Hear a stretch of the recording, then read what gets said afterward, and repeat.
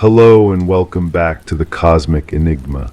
Here we share real-life experiences of encounters with the unknown, stories that come from beyond the stars, crafted to help you relax and drift off to sleep. Drop a comment and let me know where you're listening from. I love seeing just how far this mystery reaches. Now find a comfortable spot, take a deep breath, and let yourself be carried away. Story 1. The scent of freshly brewed coffee lingered, curling around the edges of the morning haze. Through the dim hallway, a shaft of sunlight pooled on the floor, catching dust motes in its lazy glow. The back door, usually steadfast and silent, emitted an unsettling creak as it swayed slightly ajar. The rustle of winter leaves was the only sound, yet it carried an unfamiliar weight, as if they were brushing against secrets meant to remain buried. A chill clung to the air, hinting at a presence that shouldn't be. To whoever finds this letter, if anyone ever does. I don't know why I'm writing this down. Maybe because I can't carry it anymore. Maybe because if I don't put these words somewhere, they'll eat me alive from the inside. You don't know me, and that's probably for the best. But I need you to understand that what I'm about to tell you isn't madness, even though it sounds like it. Even though I've questioned my own sanity every single day since it happened. I've kept this secret for so long that it's become part of my bones, settling in the marrow like some kind of poison. I wake up with it. I go to sleep with it. It sits at my kitchen table while I eat breakfast, invisible but undeniably there.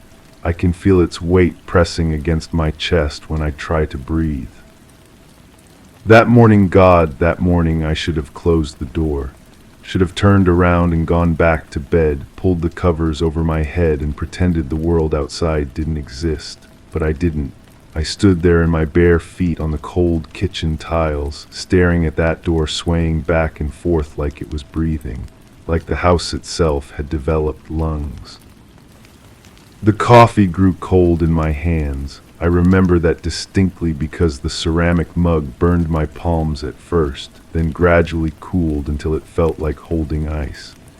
How long did I stand there? Minutes, hours. Time seemed to stretch and compress like taffy, and I lost all sense of where I was in the day, in my life, in reality itself.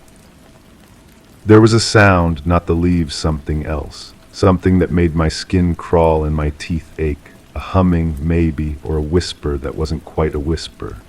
It came from everywhere and nowhere, seeping through the walls, through my ears, through my very soul.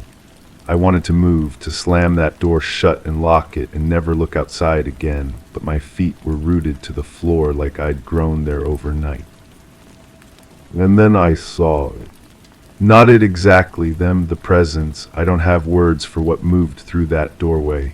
Shadows that cast their own light, shapes that weren't shapes, a feeling given form, or maybe form given failing.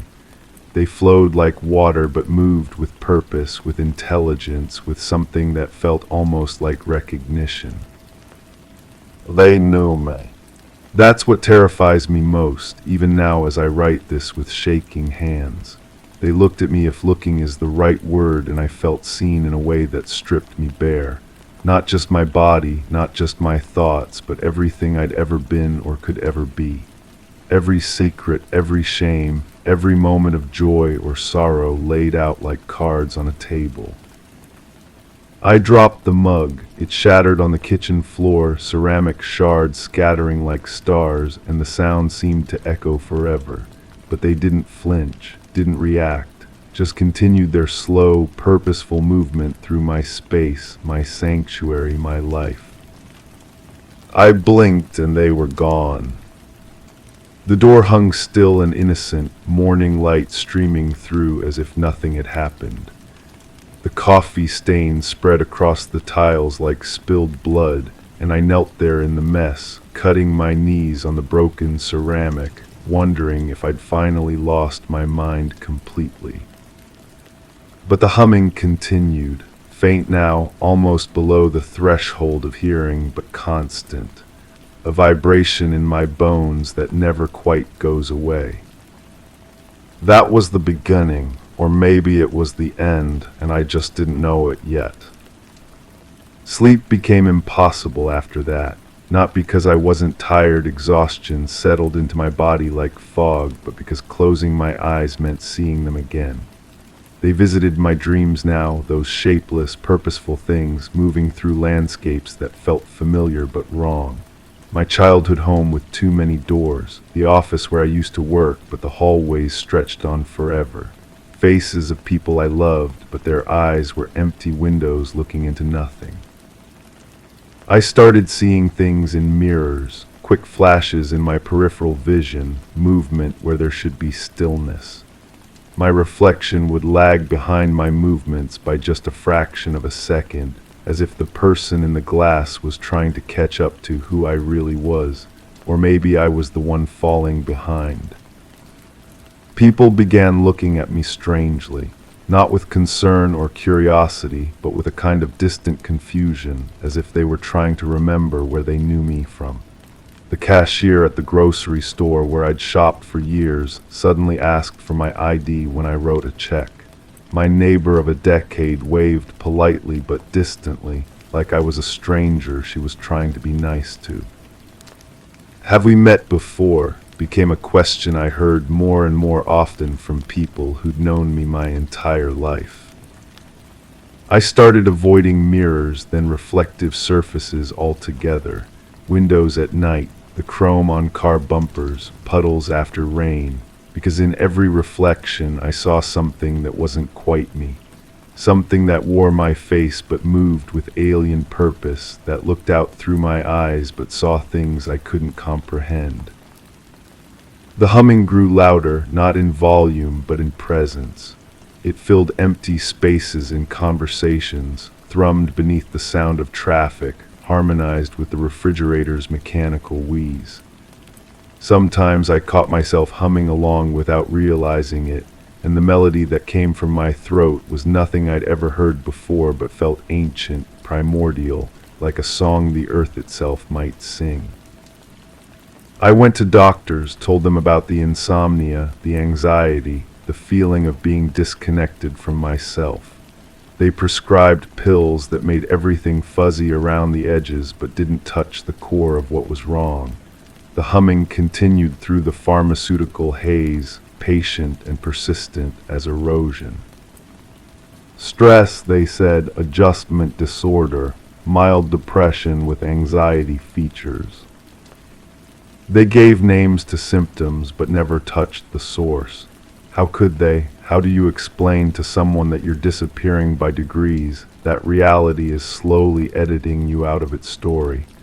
How do you describe the sensation of becoming translucent, not in body but in existence itself? I stopped going out unless absolutely necessary. Groceries became delivery orders. Work became remote when possible, sick days when not. The world grew smaller and smaller until it was just me and the house and the presence that had never really left, just learned to hide in the spaces between heartbeats. The back door started opening by itself. Not dramatically, I never came home to find it thrown wide like in some horror movie. Just slightly ajar, the way it was that first morning, as if something had brushed against it while passing through.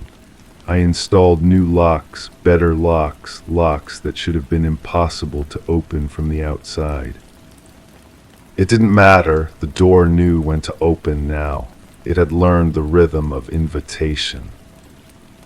I began leaving offerings. I don't know why or when it started, just that I'd find myself placing things on the kitchen counter near the door. A cup of coffee, still steaming. Pieces of fruit that would disappear overnight.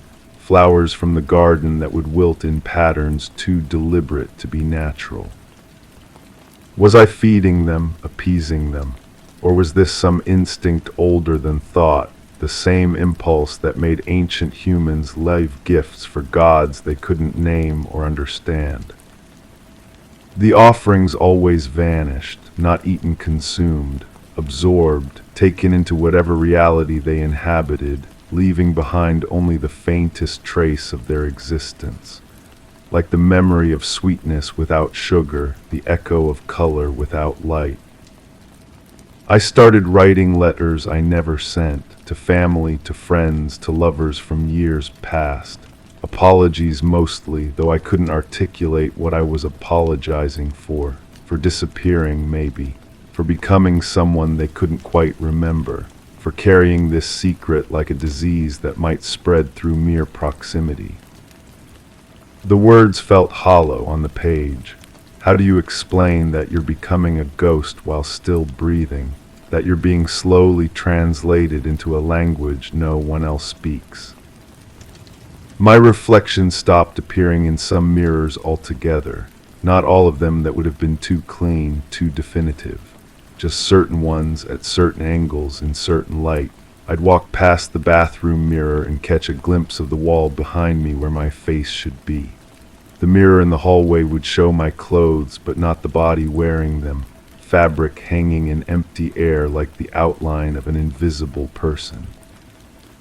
I took photographs of myself, thinking maybe the camera would see what the mirrors couldn't. But the pictures came out strange, overexposed in some places, shadowed in others, as if the light couldn't decide what to do with my image. My face looked familiar but wrong, like a painting of someone I used to know done by an artist who had only heard me described second-hand. The humming became a lullaby. I'd catch myself swaying to its rhythm while doing dishes, while folding laundry, while staring out windows at a world that seemed increasingly foreign. It was comforting now, this constant vibration in my bones. The only thing that felt real anymore, the only constant in a life that was slowly becoming hypothetical. People stopped calling, not all at once that would have been noticeable, alarming, but gradually, naturally, as if I was simply fading from their mental address books the way old phone numbers disappear from memory. Birthday wishes came later and later each year, then not at all. Invitations stopped arriving, Christmas cards addressed to current resident. I became a stranger to my own life.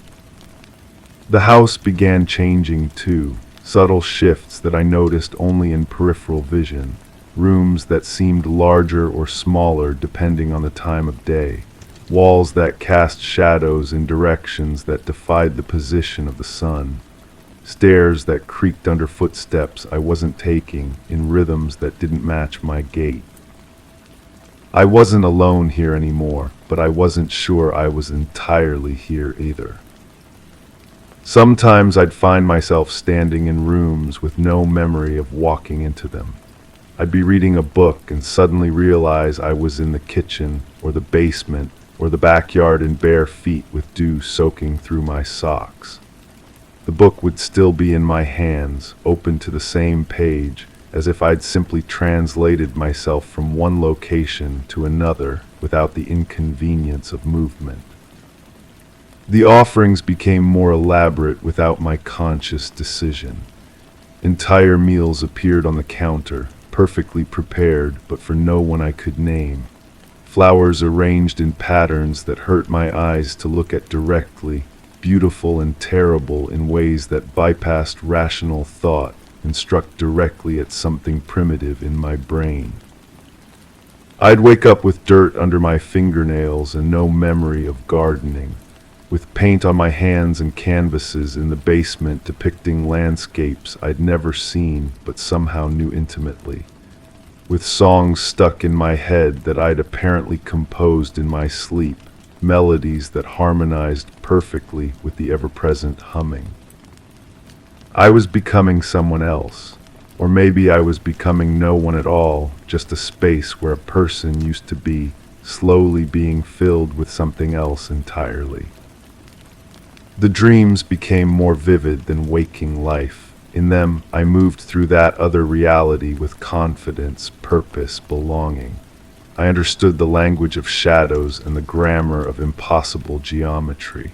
I knew why the door opened and what moved through it, knew the names of things that had never needed names before. But I could never bring that knowledge back with me. It dissolved the moment I opened my eyes, leaving only the taste of understanding on my tongue and the ache of loss in my chest. I tried to write it down as it happened, keeping a notebook by my bed, a pen in my hand even as I slept. But the words that appeared on the pages were in a script I didn't recognize, flowing and organic like writing made of water or wind. Beautiful, but meaningless to the part of me that still remembered how to be human. Or maybe meaningless to the part of me that had forgotten how to be anything else. I'm writing this letter because I can feel myself reaching the end of something, not death, something both more and less final than that. A transformation that's been happening so gradually, I'm only now recognizing its completion. Yesterday I looked in the mirror and saw nothing at all, not emptiness, absence. The mirror reflected the room perfectly, but the space where I stood remained untouched by silver and light, as if I'd become a hole in the world shaped like a person. Today, the mailman walked past my house without stopping, though I've lived here for years and he's always been friendly, always waved. He looked right through the windows where I stood watching and saw nothing worth acknowledging. Tonight I tried to call my sister, but when she answered, she said I had the wrong number. I told her my name, and there was a long pause before she said, very gently, that she'd never heard of anyone by that name, and maybe I should try directory assistance. I'm disappearing, not dying, not moving away, disappearing. Being edited out of existence, one memory, one reflection, one human connection at a time. The humming has become a symphony now, rich and complex and utterly alien. It fills my head with music that makes my teeth ache and my heart race, but it's beautiful too, more beautiful than anything I've ever experienced. It's the sound of becoming, of transformation, of shedding one form of existence for another. I understand now why the door opened that morning. It wasn't an invasion or an accident, it was an invitation. They weren't taking me, I was joining them, had been joining them all along, so slowly and naturally that I mistook it for loss instead of metamorphosis. I don't know what I'll become when this process is complete. Something that moves between spaces, maybe. Something that exists in the gaps between thoughts, in the pause between heartbeats, in the silence between words. Something that remembers being human the way humans remember being children fondly, but from an impossible distance. If you're reading this, it means I'm gone. Not dead, but gone in a way that makes death seem simple and clean by comparison. Don't look for me. Don't remember me too clearly. Let my name fade from your memory like morning mist. Let my face blur in your photographs until you can't quite recall why you kept them. The door is opening again. I can hear it creaking on its hinges, that familiar sound that once terrified me and now feels like coming home. The light spilling through is different this time, not sunlight, but something older, stranger, more true. The humming has become singing, and I know the words now, though they're in no language ever spoken by human throats. I can feel my voice joining the chorus, adding harmonies I never learned but somehow always knew. I'm not afraid anymore. The fear was just resistance, the last desperate attempt of what I used to be to cling to a form that was never meant to be permanent. Everything changes. Everything becomes something else, given enough time and pressure and possibility. I'm changing, too. The coffee is brewing again, filling the house with that familiar scent, but I won't be here to drink it. Someone else will, or something else will, or maybe no one will, and it will simply exist as an offering to whatever comes next. The door is fully open now. The light beyond is indescribable, not because it's too bright, but because it exists in spectrums human eyes were never designed to perceive. I can see myself reflected in it, but the reflection is truer than any mirror ever showed me not what I was, but what I was always becoming. I'm sorry for leaving without saying goodbye. I'm sorry for disappearing from your memories like smoke. I'm sorry for becoming something you can't follow, can't understand, can't even properly mourn. But I'm not sorry for going. This is what I was meant for, what we're all meant for eventually.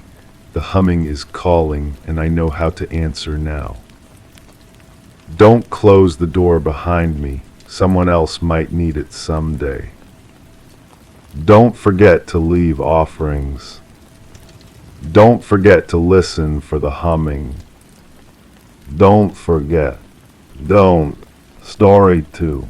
The old pendulum clock ticked evenly, its rhythm the only sound in the dimly lit study.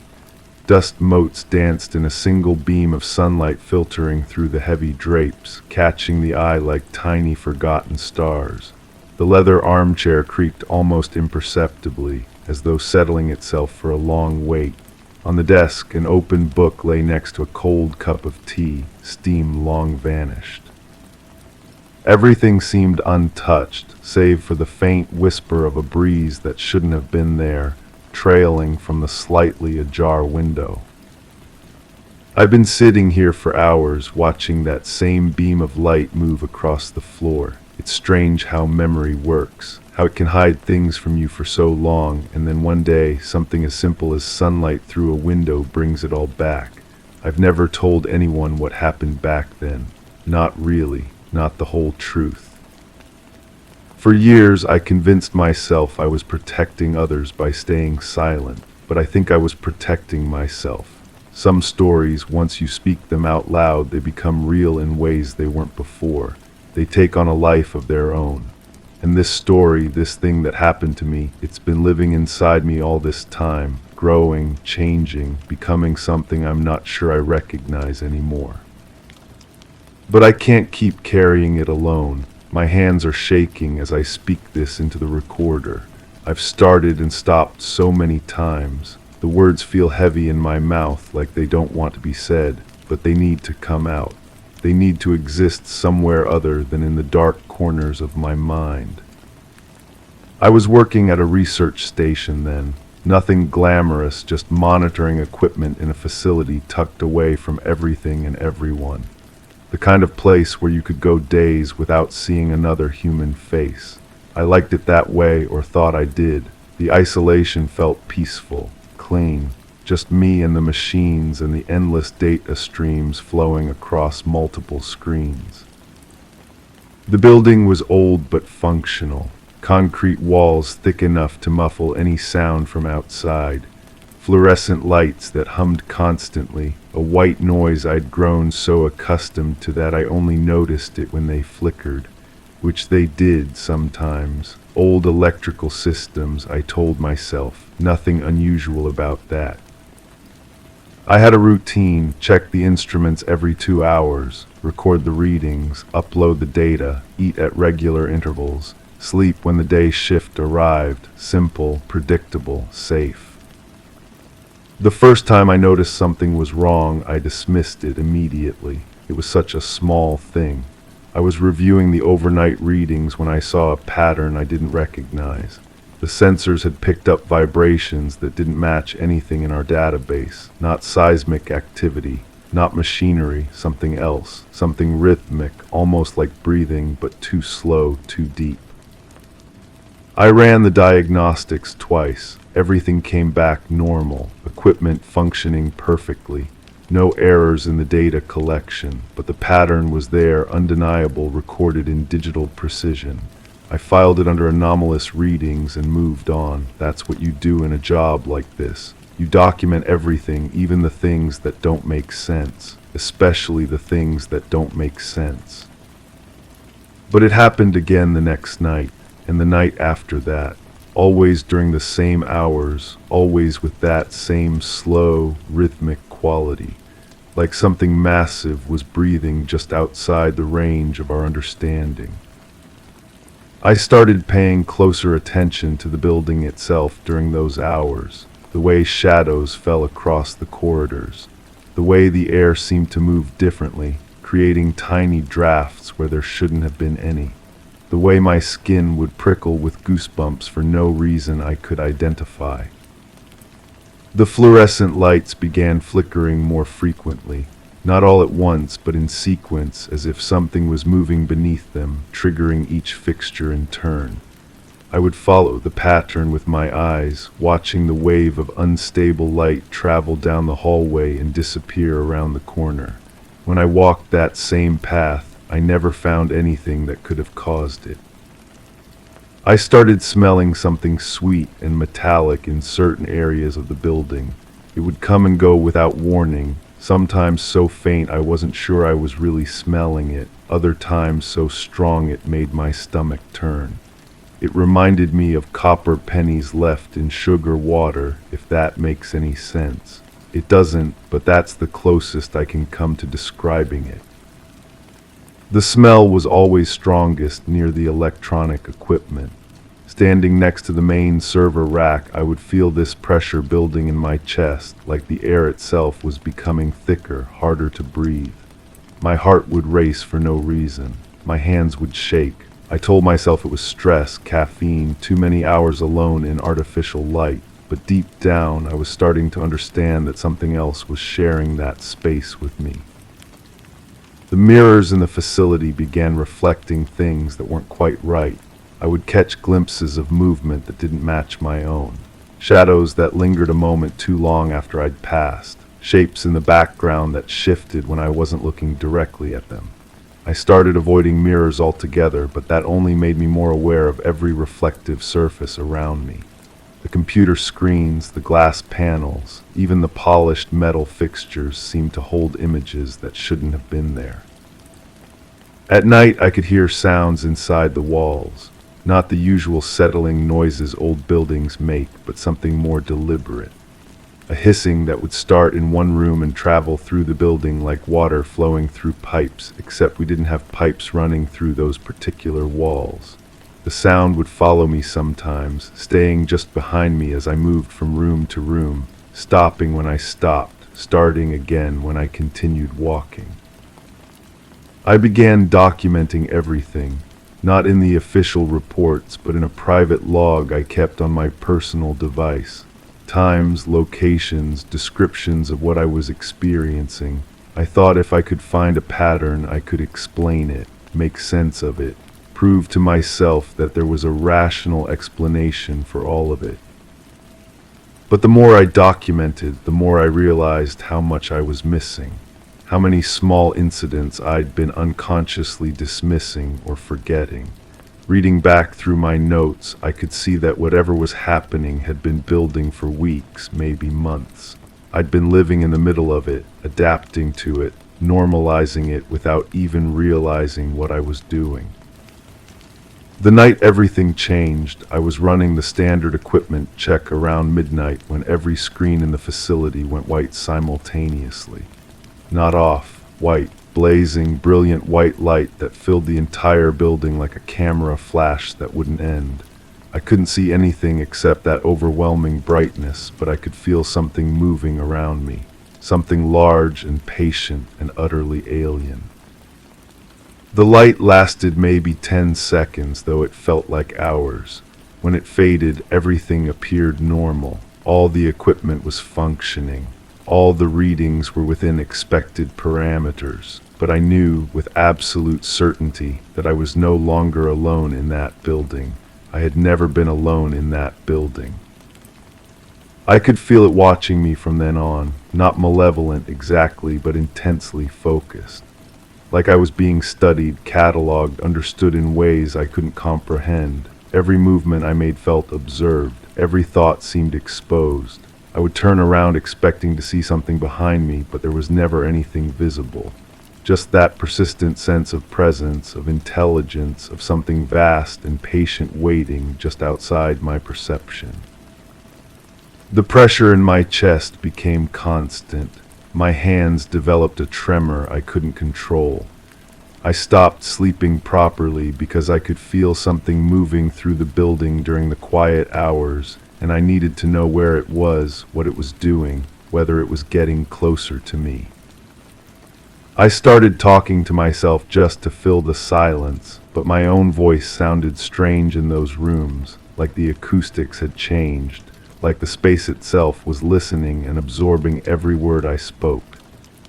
Sometimes I would hear my own words echoed back to me from empty rooms, but distorted, stretched, as if they were being repeated by something that didn't quite understand how human speech was supposed to work. The final night, I was sitting at my desk when I heard footsteps in the corridor outside, slow, deliberate, but wrong somehow. The rhythm was off, like something was trying to imitate the sound of walking without fully understanding the mechanics of it. I sat perfectly still, listening as the footsteps approached my door, paused, then continued past. But I could see the corridor through the window in my door, and there was nothing there, nothing visible making those sounds. I don't remember deciding to leave. I don't remember packing my things or writing my resignation or calling for transportation. But I must have done all of those things because the next clear memory I have is sitting in a vehicle, watching the facility disappear behind me, feeling like I was waking up from a dream I couldn't quite recall. They said I'd requested an emergency transfer. They said I'd cited personal reasons, family emergency, something that required my immediate departure. I didn't correct them. I couldn't have explained what really happened even if I'd wanted to. I barely understood it myself. But leaving didn't end it. I thought distance would help, thought time would fade the memories, make them seem less real, less immediate. I was wrong. If anything, being away from that place has made the experience more vivid, more persistent.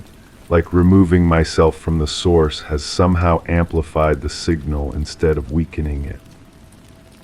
I dream about that building every night, not normal dreams, but something else, something that feels more like visitation than memory. I'm back in those corridors, but they're different now, changed in ways I can't articulate, longer, darker, filled with sounds I don't recognize and smells that make my throat close up. And I'm not alone in these dreams. I'm never alone. I wake up with that metallic taste in my mouth and the smell of copper pennies lingering in my bedroom. My chest feels tight, like something is pressing down on it, making it hard to breathe. My hands shake for hours afterward, and sometimes in the corner of my eye, I catch glimpses of movement that shouldn't be there, shadows that don't belong to any object in the room. I've moved 3 times since leaving that job. Different cities, different climates, different time zones. It doesn't matter. Whatever I encountered in that facility, it stayed with me. It's become part of me in ways I'm only beginning to understand.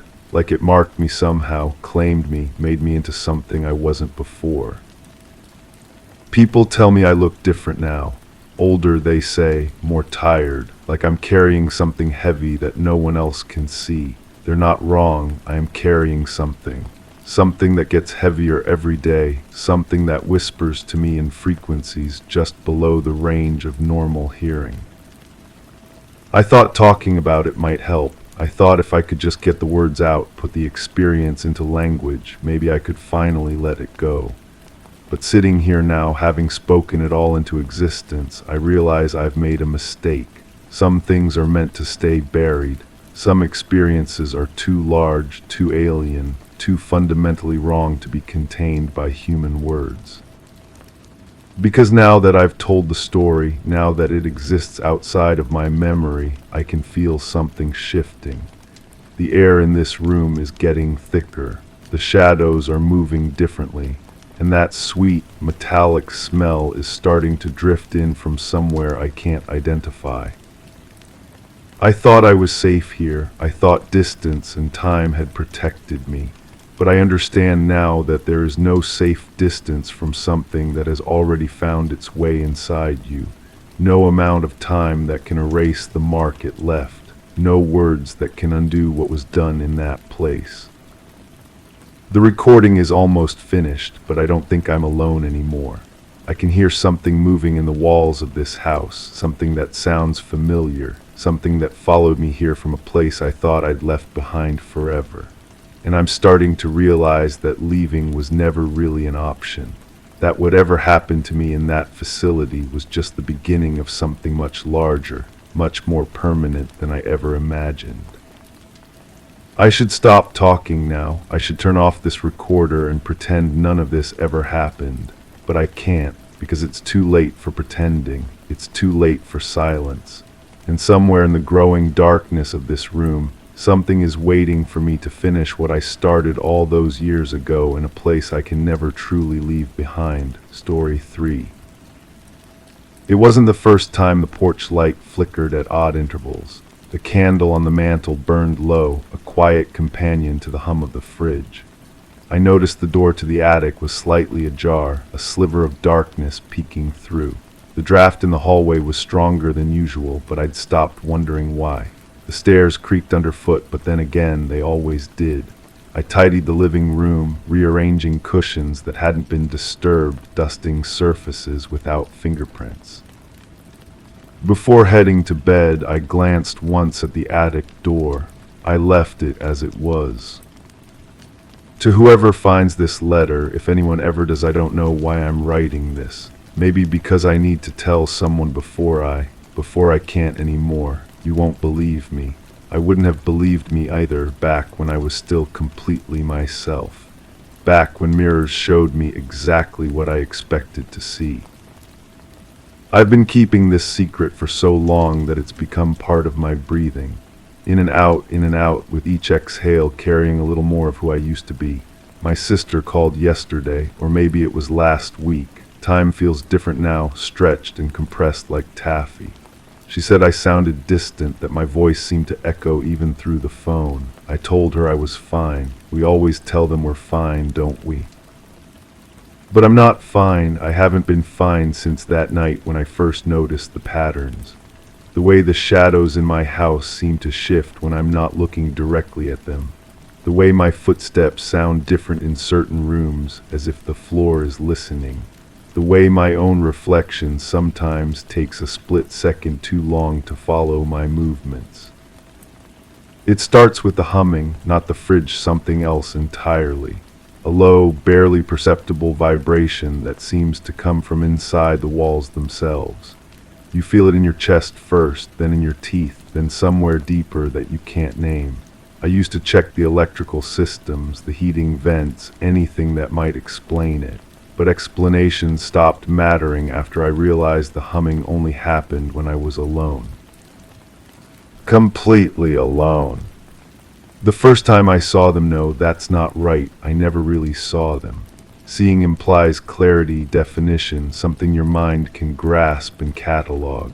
What I experienced was more like peripheral awareness, the way you might notice a bird flying past the corner of your vision. Except birds don't make the air feel thick. Birds don't leave behind the scent of copper pennies and rain that never fell. I remember standing in my kitchen making coffee at what I thought was morning, but the light outside was wrong somehow. Too bright but not warm, too clear but not illuminating. The steam from my mug rose in spirals that seemed too perfect, too deliberate. That's when I felt them watching, not through the windows, from somewhere much closer. From the spaces between seconds, maybe. From the pause between heartbeats. My hands started shaking then. Not from fear exactly, more like recognition. As if some part of me, some part I'd never acknowledged, was finally waking up to something that had always been there. The coffee tasted like metal. I threw it away and made another cup, same taste. I threw that away too and realized I was crying, though I couldn't remember starting. The tears felt warm on my cheeks, but when I touched them, my fingers came away dry. That night I couldn't sleep, not because I wasn't tired. I was exhausted in ways that sleep couldn't touch. But every time I closed my eyes, I could feel the house breathing around me, expanding and contracting with a rhythm that didn't match mine. The attic door, which I'd left slightly ajar for reasons I couldn't explain, seemed to pulse with its own darkness. I lay in bed listening to sounds that weren't quite sounds, movements that weren't quite movements. the sensation of being observed by something that didn't have eyes, at least not in any way I could understand. Do you know what it's like to be homesick for yourself? To feel like you're slowly becoming a stranger in your own skin? It's not painful exactly, it's more like dissolution, like being gently erased, one detail at a time. My neighbor stopped waving when she saw me in the yard. At first I thought maybe she was distracted, or we'd had some misunderstanding I'd forgotten about. But then I realized she wasn't ignoring me, she was looking right through me, as if I were becoming transparent, as if I were fading into the background of my own life. The grocery store clerk asked for my ID 3 times last week, studying my face with increasing confusion before finally accepting that I was who I claimed to be. But I could see the doubt in her eyes, the way she kept glancing at the photo, then at me, then back at the photo, as if something fundamental didn't match. I went home and stood in front of my bathroom mirror for an hour. My reflection was there, but it felt borrowed, like I was wearing a face that belonged to someone else. Someone I used to be. The eyes were the same color, the nose the same shape, but the person looking back at me was a stranger wearing my features like an ill-fitting mask. The humming grew stronger that night. It seemed to come from everywhere and nowhere, a frequency that bypassed my ears and vibrated directly in my bones. I walked through my house, following it, trying to find its source. Each room I entered felt slightly different than I remembered, as if the furniture had shifted imperceptibly while I wasn't looking. The shadows fell at wrong angles. The air moved in patterns that defied any logical explanation. I found myself standing at the foot of the attic stairs without remembering walking there. The door was wide open now, though I was certain I hadn't touched it. The darkness beyond wasn't empty, it was full of presence, of waiting, of something that had been patient for a very long time. I didn't go up, I'm not sure I could have, even if I'd wanted to.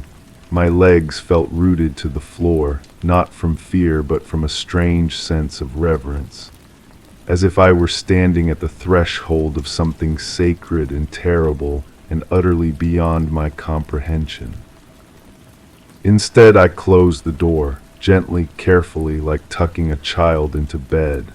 The humming stopped immediately, leaving behind a silence so complete it rang in my ears.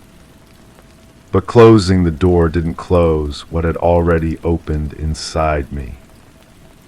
The changes are subtle. I catch myself standing in rooms without remembering entering them.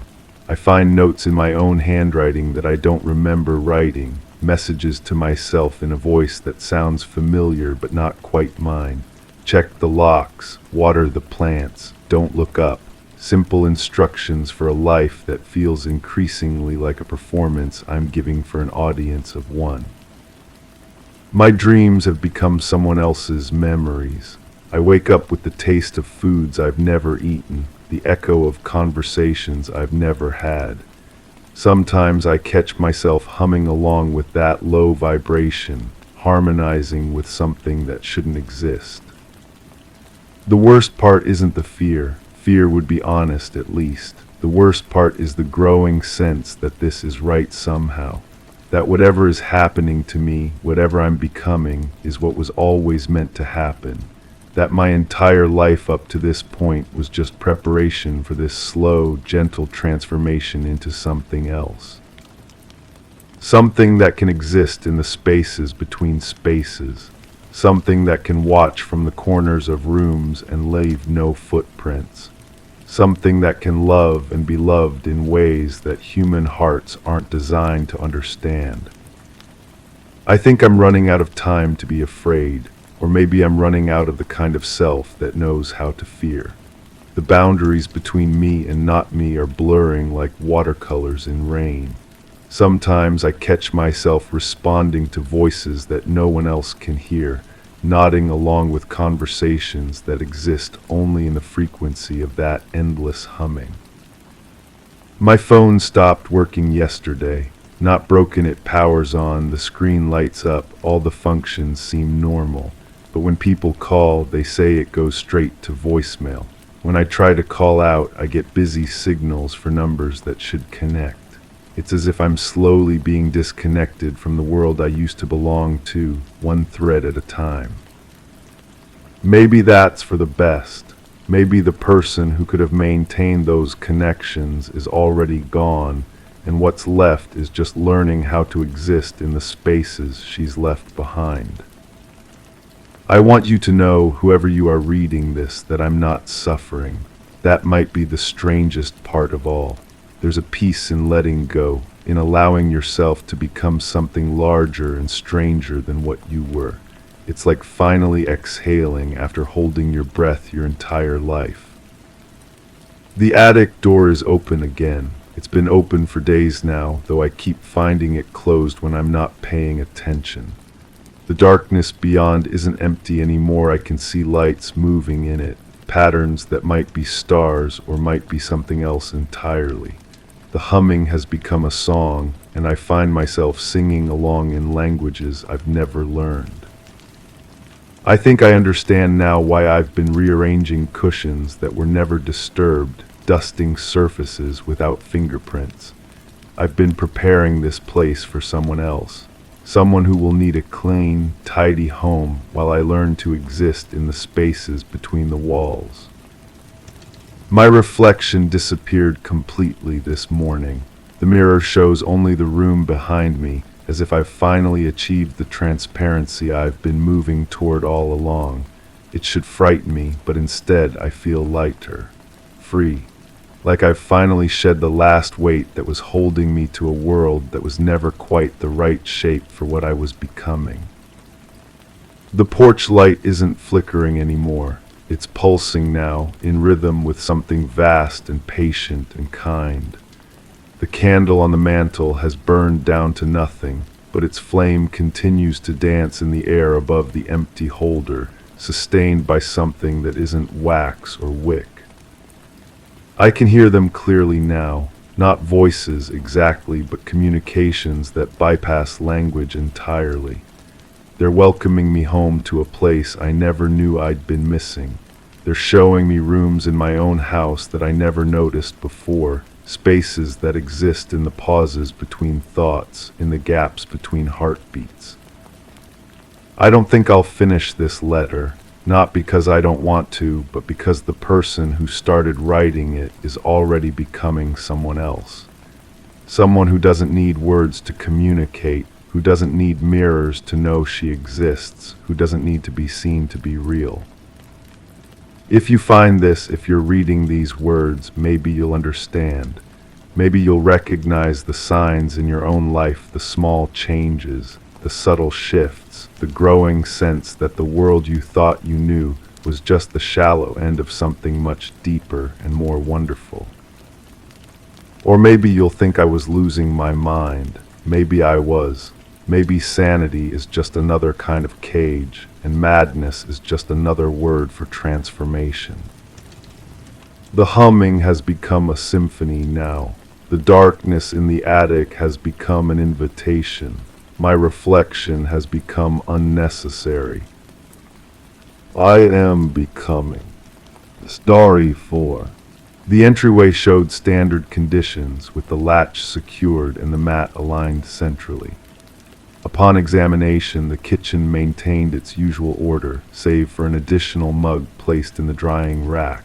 The dust on the shelf remained consistent with prior inspections, undisturbed. In the hallway, the air carried a subtle metallic scent, though the walls bore no blemish. The sole overhead bulb emitted a steady glow, corroborated by recent maintenance logs. No foreign substances were detected on the surfaces, barring a faint residue on the doorknob. The pantry inventory aligned with the checklist except for the unopened tin at the back, which registered no weight. Nothing happened that night. I want to be clear about that from the start. I was home, everything was normal, and I went to bed like I always do. There was no disturbance, no unusual activity, nothing out of the ordinary. I slept soundly and woke up refreshed. That's all there is to say about it. The only reason I'm even talking about this is because people keep asking. They seem to think something occurred, but they're mistaken.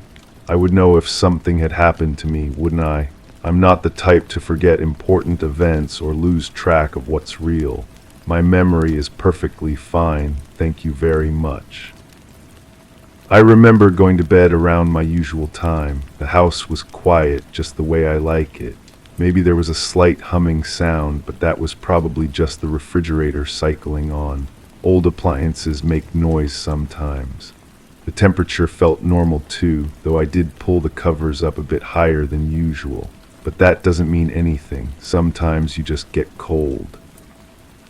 The room was dark naturally, since I always turn off the lights before sleeping. I didn't see any unusual illumination coming from outside. There wasn't a soft blue glow filtering through the curtains, and there certainly wasn't that strange quality to it that made it seem like it was coming from everywhere at once rather than from a single source. That's just my imagination trying to make something out of nothing. When I woke up, everything was exactly as I'd left it. My clothes were still folded on the chair. The water glass on the nightstand hadn't been moved. The bedroom door remained closed, just like always. I never leave it open at night because I prefer the privacy. Though I do remember noticing that the handle felt unusually warm when I touched it in the morning. But that's probably because the heating system had been running all night. There was no reason for me to feel disoriented when I got up. I always know exactly where I am when I wake up. The slight confusion about which direction the bathroom was located was just morning grogginess. Everyone experiences that sometimes. And the way the hallway seemed longer than usual was obviously just a trick of the early morning light coming through the windows. I went about my normal routine without any problems. Brushed my teeth, though the toothbrush tasted slightly metallic. That happens when you need to replace it, which I'd been meaning to do anyway. The mirror showed my regular reflection, maybe a bit paler than usual, but I hadn't been getting much sun lately. The small mark on my neck was clearly just where I'd scratched myself in my sleep. People do that all the time without realizing it. The kitchen looked perfectly normal when I went to make breakfast. Everything was in its proper place. The fact that I found an extra mug in the drying rack doesn't mean anything significant. I probably just forgot that I'd washed it the day before. Memory can be unreliable about mundane details like that, though I do find it odd that I can't remember using that particular mug recently. It's not one of my favorites. I made my coffee and sat at the table like I do every morning. The newspaper was where it should be, though the delivery person had placed it in a slightly different spot than usual. The headlines were about ordinary things, nothing strange or unusual. I read through the entire paper without any problems, even though some of the words seemed to blur together in a way that made them difficult to focus on. The day proceeded normally from there. I had no appointments or obligations, so I stayed home and took care of some household tasks, cleaning, organizing, the usual maintenance activities, though I did notice that certain areas of the house seemed different somehow. Not wrong exactly, just not quite the way I remembered them. For instance, the living room felt smaller than it used to, but that's probably just because I'd been rearranging furniture recently. The couch definitely used to be against the far wall, not positioned in the center of the room facing the window. Though when I really think about it, I can't recall actually moving it. Maybe I just thought about rearranging things and got confused about whether I'd actually done it. The basement door was locked, which is how I always keep it. I rarely go down there anyway since there's nothing important stored below. Just old boxes and seasonal items that I never use. The key was in the usual hiding spot, though it felt colder than metal should feel at room temperature. But basements are naturally cooler, so that makes sense. I didn't go downstairs that day. There was no reason to. though I do remember wondering about that soft tapping sound that seemed to be coming from below the floor. Old houses make all sorts of settling noises. The foundation shifts, pipes expand and contract, wood creaks as it adjusts to temperature changes. Perfectly normal phenomena that any homeowner learns to ignore. The afternoon passed quietly. I read a book, though I kept losing my place and having to reread the same paragraphs multiple times. The words seemed to rearrange themselves on the page when I wasn't looking directly at them. I strain, most likely. I should probably schedule an appointment with the optometrist soon. Around what I assumed was evening, though the light outside remained consistently dim throughout the day, I prepared dinner. Nothing fancy, just something simple from ingredients I had on hand. The can opener worked fine, even though it made a slightly different sound than usual. More of a whisper than the normal mechanical grinding, but tools wear out over time and develop quirks. The food tasted normal, though perhaps a bit more bland than I expected. My sense of taste has been somewhat dulled lately. Probably just a minor cold coming on, or maybe seasonal allergies affecting my sinuses. These things happen to everyone. There's nothing unusual about temporary changes in perception. After dinner, I washed the dishes and put them away. The water ran clear and hot, just as it should, though I did notice that my hands looked different under the kitchen light, paler with the veins more prominent than usual. But lighting can be deceiving, especially the fluorescent bulbs that cast everything in harsh, unflattering tones. I spent the evening watching television, though the program seemed oddly unfamiliar. The channels I normally enjoy were showing different content than expected, but programming schedules change all the time, and I don't keep track of every show's timing. The remote control worked perfectly fine, even if the buttons felt softer than they used to, almost spongy under my fingertips. The sounds from the television were clear and distinct. There was no underlying static or interference. Certainly nothing that resembled voices speaking in a language I couldn't identify. That would have been impossible anyway, since the cable company only broadcasts standard programming in English. Any strange auditory effects were probably just artifacts from the aging speakers. When bedtime approached, I followed my usual routine. Turned off the lights, checked that the doors were locked, made sure the windows were secure. Everything appeared to be in order. The house felt safe and familiar, even if the shadows seemed to move slightly when I wasn't looking directly at them. But shadows always shift when you're tired and your eyes are playing tricks on you. I changed into my night clothes and climbed into bed. The sheets felt clean and comfortable, though they seemed to be a different color than I remembered, blue instead of white. But I own several sets of bedding, and it's easy to get them confused when you're not paying close attention. The important thing is that they were soft and inviting. Sleep came easily, just like it always does. I'm fortunate to be someone who doesn't struggle with insomnia or restless nights. My dreams were peaceful and unremarkable.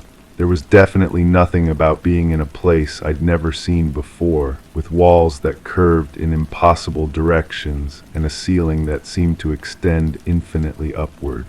That would be absurd. I certainly didn't dream about lying on a surface that felt like metal but gave way like fabric when I pressed against it. There was no sensation of being unable to move, no feeling of invisible restraints holding my arms and legs in place. My dreams are typically mundane affairs involving everyday activities and familiar locations. Nothing strange or frightening ever occurs in them. The room in my dream, if I had actually dreamed about a room, would have been perfectly ordinary, not filled with that soft blue light that seemed to emanate from the walls themselves. There wouldn't have been that constant humming sound that vibrated through the floor and into my bones, and there certainly wouldn't have been the impression of being observed by something I couldn't see. But I didn't dream about any of those things because they didn't happen. Dreams are just random neural activity anyway, meaningless fragments of memory and imagination that the brain processes during sleep. Even if I had experienced such vivid and detailed nocturnal imagery, it wouldn't signify anything important about my actual experience. When morning came, I woke up in my own bed in my own room, exactly where I belonged. The sunlight was streaming through the windows just like always, though now that I think about it, the quality of the light seemed different somehow. Less warm than usual, with a bluish tint that reminded me of something I couldn't quite place. But weather conditions affect natural lighting in various ways throughout the seasons. I got up and went about my morning routine without any complications. The bathroom mirror showed my regular reflection, though I looked more tired than I felt. There were dark circles under my eyes that hadn't been there before, and my skin had an odd pallor that made me appear almost translucent, but poor lighting can make anyone look unhealthy. The small puncture marks on my arm were obviously just insect bites. Mosquitoes can get into houses even when you think you've sealed all the entry points. The marks were arranged in a perfectly straight line, which is unusual for random bug bites, but insects can behave in unexpected ways. The important thing is that they didn't hurt and would probably fade within a few days. I made breakfast and coffee, though both tasted strangely metallic. The water must have picked up minerals from the pipes overnight. That happens sometimes in older houses with aging plumbing systems. There's nothing alarming about temporary changes in water quality.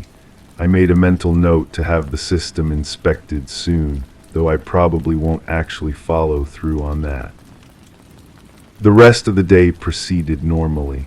I had no unusual experiences or disturbing realizations.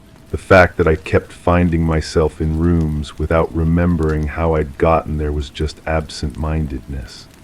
Everyone zones out sometimes when they're preoccupied with other thoughts. It doesn't indicate any kind of memory problem or psychological disturbance. The objects in my house remained exactly where they belonged. I didn't discover any items that I'd never seen before, and I certainly didn't find things that seemed familiar despite having no memory of acquiring them. The small metallic device on my kitchen counter was probably something I'd ordered online and forgotten about. Online shopping can be impulsive, and it's easy to lose track of purchases. The device was roughly the size of a deck of cards, made from some kind of smooth, silvery material that felt warm to the touch. It had no visible buttons or displays, just a seamless surface that seemed to shift slightly when I looked at it from different angles. But that's just how certain modern materials are designed to appear. Technology has become increasingly sophisticated in recent years. I didn't try to activate or examine the device more closely. There was no reason to. It was probably just some kind of promotional item or free sample that had been delivered by mistake. Companies send out marketing materials all the time, and delivery errors are common. The fact that it seemed to pulse with a faint internal light was just a reflection from the window. The day continued without incident. I went about my usual activities, read, watched television, prepared meals.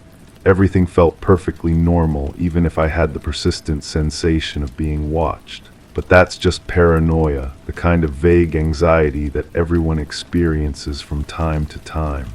There's nothing actually observing me from outside the windows or from the dark corners of rooms. Evening arrived on schedule and I began preparing for bed. The routine was identical to every other night. I locked the doors, turned off the lights, and checked that everything was secure. The house felt safe and familiar, though I did notice that some of the shadows seemed darker than usual. But that's just how shadows appear when you're tired and your perception is slightly altered. I changed into my night clothes and climbed into bed. The sheets felt comfortable and inviting, though they seemed to be a different texture than I remembered. Smoother, almost silky, with a faint luminescence that was probably just moonlight reflecting off the fabric. The pillows were soft and supportive, exactly as they should be. Sleep came easily, just like it always does. I'm fortunate to have no trouble with insomnia or restless nights. My dreams were peaceful and unremarkable.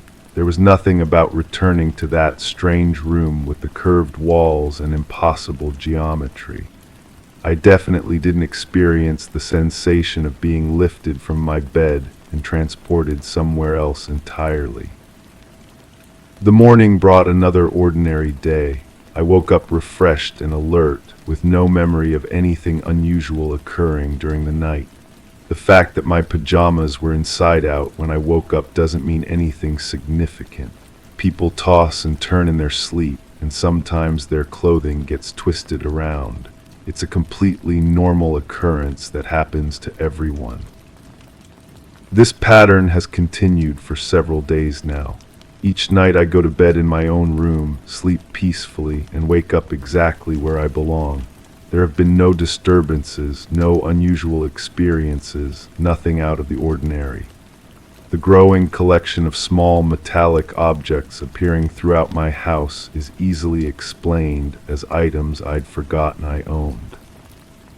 I've been feeling perfectly fine, physically and mentally. The occasional dizzy spells are probably just low blood pressure. The way colors sometimes seem too bright or too dim is likely just eye strain from reading too much. The persistent metallic taste in my mouth is probably just a side effect of seasonal allergies affecting my sinuses. My memory remains sharp and reliable. I can account for all of my time and activities. There are no gaps or missing periods that would suggest anything unusual has occurred. The fact that I sometimes find myself standing in rooms without remembering how I got there is just normal absent-mindedness that everyone experiences. The sounds I hear at night are easily explained as typical house noises. Old buildings settle and shift, pipes make noise as water moves through them, and small animals sometimes get into the walls or attic. The soft humming that seems to come from beneath the floor is probably just the heating system cycling on and off.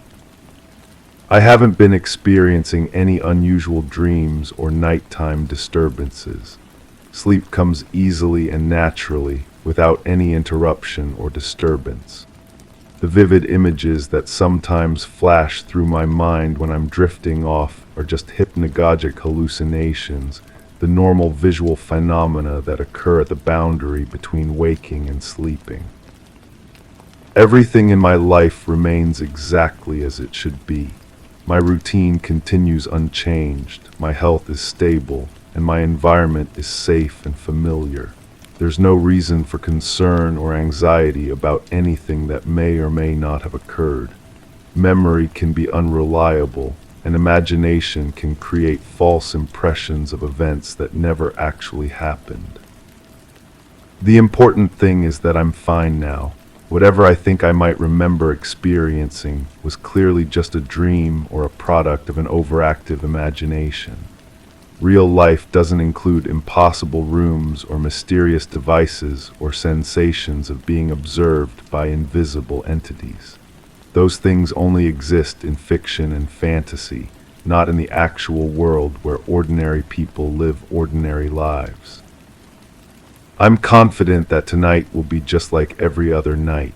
I'll go to bed at my usual time, sleep peacefully in my own room, and wake up tomorrow morning exactly where I belong. There will be no disturbances, no unusual experiences, no reason for concern or worry. Though I have noticed that the humming sound seems to be getting louder lately, and that soft blue light has started appearing around the edges of my bedroom door just as I'm falling asleep. Story 5. My fingers pressed against the polished wood of the table, feeling the cool grain beneath them. An unexpected chill crept up my spine, sharper than before, and the air around me seemed to tighten.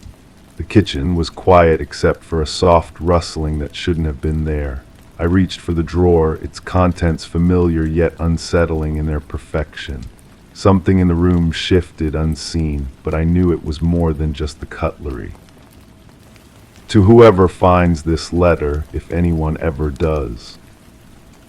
I don't know why I'm writing this, maybe because I can't carry it anymore. Maybe because I need to put it somewhere outside of me before I disappear completely. You'll think I'm crazy. Hell, I think I'm crazy most days. But crazy people don't usually know they're crazy, right? That's what they say. So maybe I'm still here, still real, still something worth listening to. I've been keeping this secret for, God, how long has it been? Time moves differently now. Stretches and contracts like taffy in summer heat. Some mornings I wake up and it feels like it happened yesterday. Other days it's like looking through frosted glass at someone else's memory. But that moment in the kitchen, that's where it started, or maybe where it ended, I can't tell anymore. I need you to understand something first. I was ordinary, painfully, beautifully ordinary. I paid my bills on time, remembered to water the plants, complained about traffic.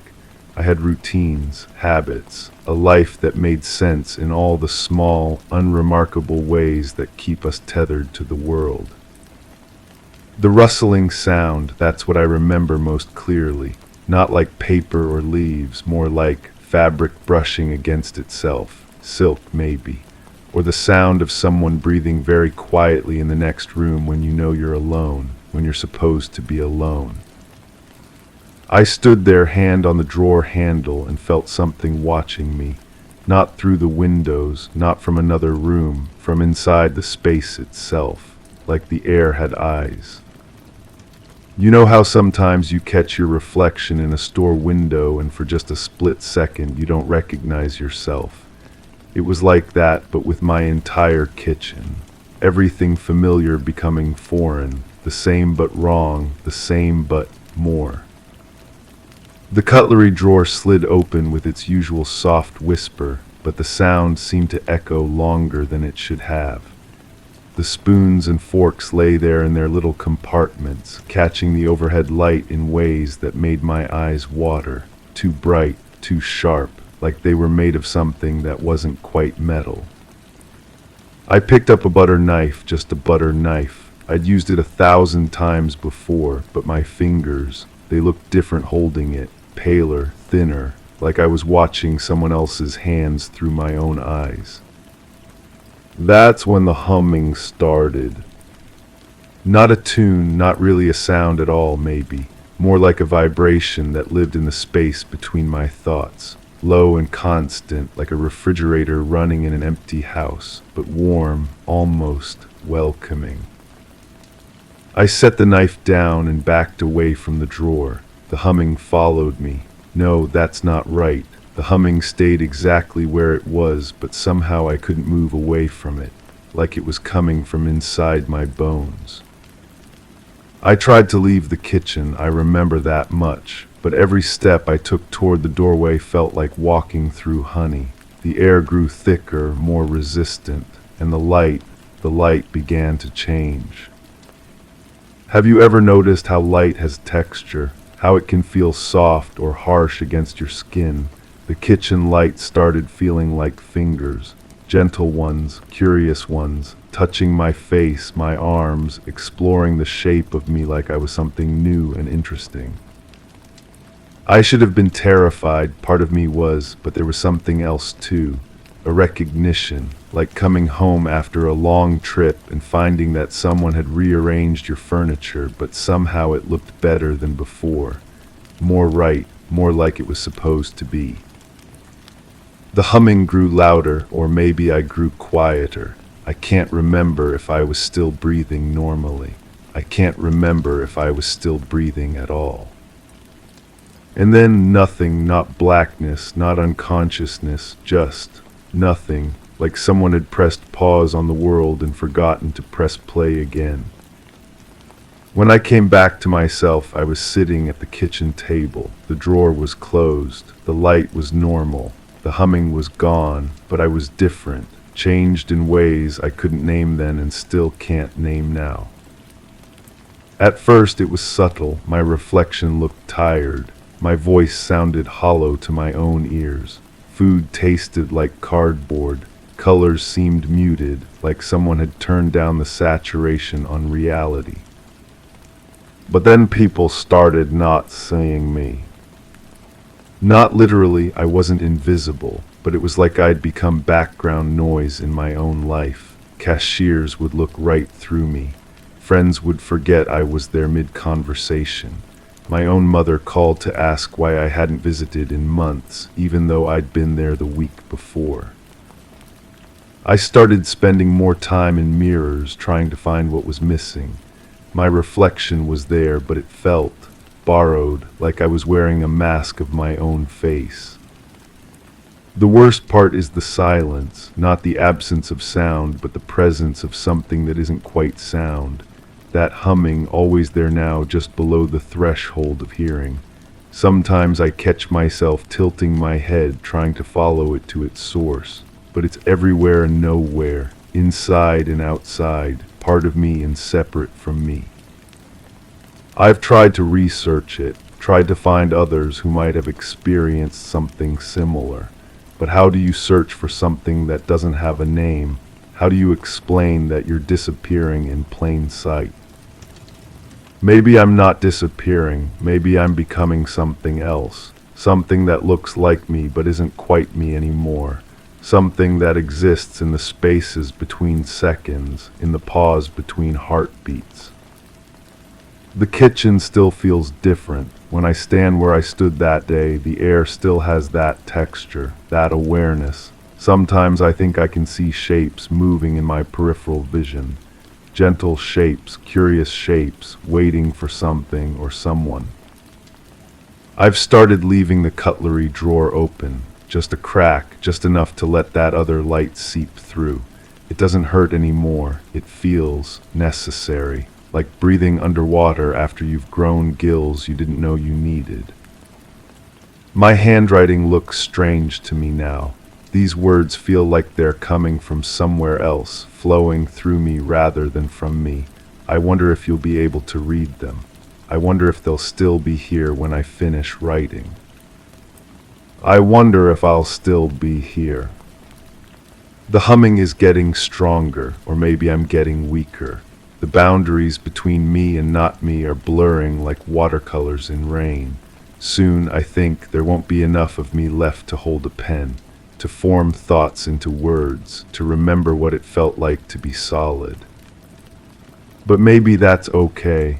Maybe that's what was supposed to happen. Maybe I was always meant to become part of the in-between spaces, the soft places where reality bends just enough to let something else through. If you find this letter, if you can read it, then some part of me is still here, still real enough to leave marks on paper, still human enough to reach across the growing distance and touch your world with mine. Don't look for me, don't try to understand what happened. Some things are too big for understanding, too strange for explanation. Just know that I was here, that I existed, that I loved and feared and hoped just like you do. And if you ever find yourself in a kitchen, reaching for a drawer, and the air grows thick and aware around you, if you hear humming that isn't quite sound and feel light that isn't quite light, remember that you're not alone, that someone else walked this path before you, that becoming something else doesn't always mean becoming something less. The humming is very loud now, very close, very welcoming. I think it's time to go. Dory 6. I stood motionless, eyes fixed on the edge of the picture frame, the one that never hung quite right. The room was expectant, a silent broadcast of creaks and distant murmurs that settled like dust around me. The chime in the hallway swayed slightly, though there was no draft to urge it. Clocks ticked somewhere, but the beats felt off, like a rhythm that wouldn't align. Instinct pressed against my patience, urging for action, but I remained, waiting for clarity. Then, in the corner of vision, a shadow drifted over the frame, something that should never cast a shadow at all. That's where it starts, where everything starts falling apart in my mind. I've been trying to piece this together for weeks now, maybe months. Time doesn't hold the same weight it used to. The doctor said trauma does that, fractures memory into glass shards that cut when you try to hold them. But they don't understand. This isn't just forgotten time. This is something that refuses to stay buried. I remember the smell first, always the smell. Copper pennies left in rain, mixed with something electrical, like when lightning strikes too close. It clings to the back of my throat even now as I speak these words. Sometimes I wake up tasting it, and I know the memories are trying to surface again. The frame, why do I keep coming back to that frame? It held a photograph of a house I think I used to know. White shutters, red door, garden full of flowers whose names I can't recall. Normal things, safe things, but the frame itself was wrong. The shadow it cast pointed in the opposite direction of the lamp. I stood there for what felt like hours, watching that impossible shadow, and my skin began to crawl with the certainty that something was watching me back. But that's jumping ahead, or maybe behind. The sequence doesn't matter anymore because there is no sequence. Just fragments floating in dark water, bumping against each other when I'm not expecting it. I remember walking down a hallway. My footsteps echoed, but not quite right, like there were more steps than I was taking, or fewer. The sound bounced off walls that seemed too far apart than too close together. The chime was there too, that persistent tinkling that made my teeth ache. Someone had wound it too tight, or not tight enough. The melody was familiar but wrong, like a song played backwards. My hands were shaking. I can see them now, pale and trembling as I reached for a door handle that felt warm to the touch. Too warm. Metal shouldn't pulse with heat like living skin, but it did. The door opened before I could turn the handle fully, and light spilled out, not yellow or white, but something that hurt to look at directly. Something that left after images burned into my vision for days afterward. There was a figure in that light, standing perfectly still. I want to say it was human, but human is a word that's lost some of its meaning for me. The proportions were right mostly. Head, shoulders, arms hanging at the sides, but the stillness was absolute. No breathing, no shifting weight, no micro movements that separate the living from the dead. Just perfect, terrible stillness. I called out. I think I called out. My voice sounded strange in that space, like it was being filtered through water or thick glass. The figure didn't respond, didn't acknowledge me at all. But I felt its attention like a physical weight pressing against my chest, making it hard to breathe, making it hard to think. The humming started then, or maybe it had been going on all along and I was just noticing it. A low frequency that seemed to come from inside my own skull, vibrating through my bones and teeth. It made my vision blur, made the edges of things seem less solid. The figure in the doorway began to shift and waver, like heat distortion rising from summer pavement. I stepped backward. I know I stepped backward because I felt the hallway carpet beneath my feet, thick and soft and somehow wrong. But when I looked down, there was no carpet, just bare floorboards that stretched in directions that didn't make geometric sense. The walls were breathing, in and out, slow and steady, like the inside of some massive lung. This is where the memory fractures completely. I have images, sensations, moments that feel carved into my brain with surgical precision, but they don't connect.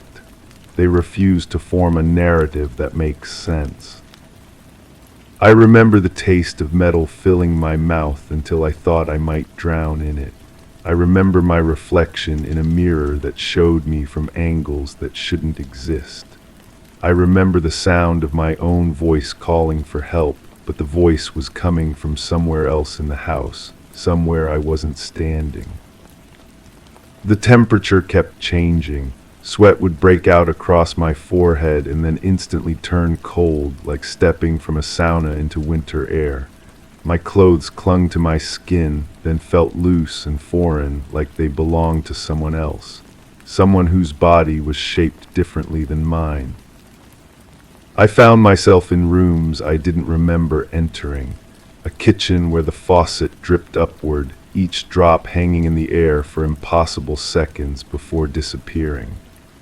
A bathroom where the mirror reflected the room behind me, but wrong furniture moved, walls bent, and sometimes there were people standing there who vanished when I turned around. The figure followed me, or maybe there were multiple figures. The stillness was consistent, but sometimes it seemed taller, sometimes shorter. Sometimes it stood in doorways, sometimes in corners, sometimes in the middle of rooms where it couldn't possibly fit but somehow did, always watching, always perfectly, impossibly still. I tried to leave. I remember trying to leave, but the front door wouldn't open, or it opened onto rooms instead of the outside world. Windows showed views that couldn't be real, landscapes that shifted and changed when I wasn't looking directly at them. Skies the wrong color, horizons that curved upward instead of away. The humming got louder, or maybe I got more sensitive to it. It began to feel like communication, like something trying to speak to me in a language I almost understood. Patterns emerged in the sound, repetitions and variations that seemed meaningful. I found myself humming along without realizing it, and when I stopped, the silence felt like death. My body started to feel strange, not painful exactly, but foreign, like I was wearing someone else's skin. My hands looked wrong when I held them up to the light, too pale or too dark or the wrong shape entirely. My reflection kept changing. Sometimes I looked older, sometimes younger. Sometimes I looked like someone else entirely. The photograph in the crooked frame began to change too. The house was still there, but details shifted when I wasn't watching. The red door became blue, then black, then a color I don't have a name for. The flowers in the garden wilted and bloomed in cycles that made no sense. Sometimes there were people in the windows of the house, tiny figures that moved with the same terrible stillness as the figure in the doorway. I started to understand that I wasn't just in a house.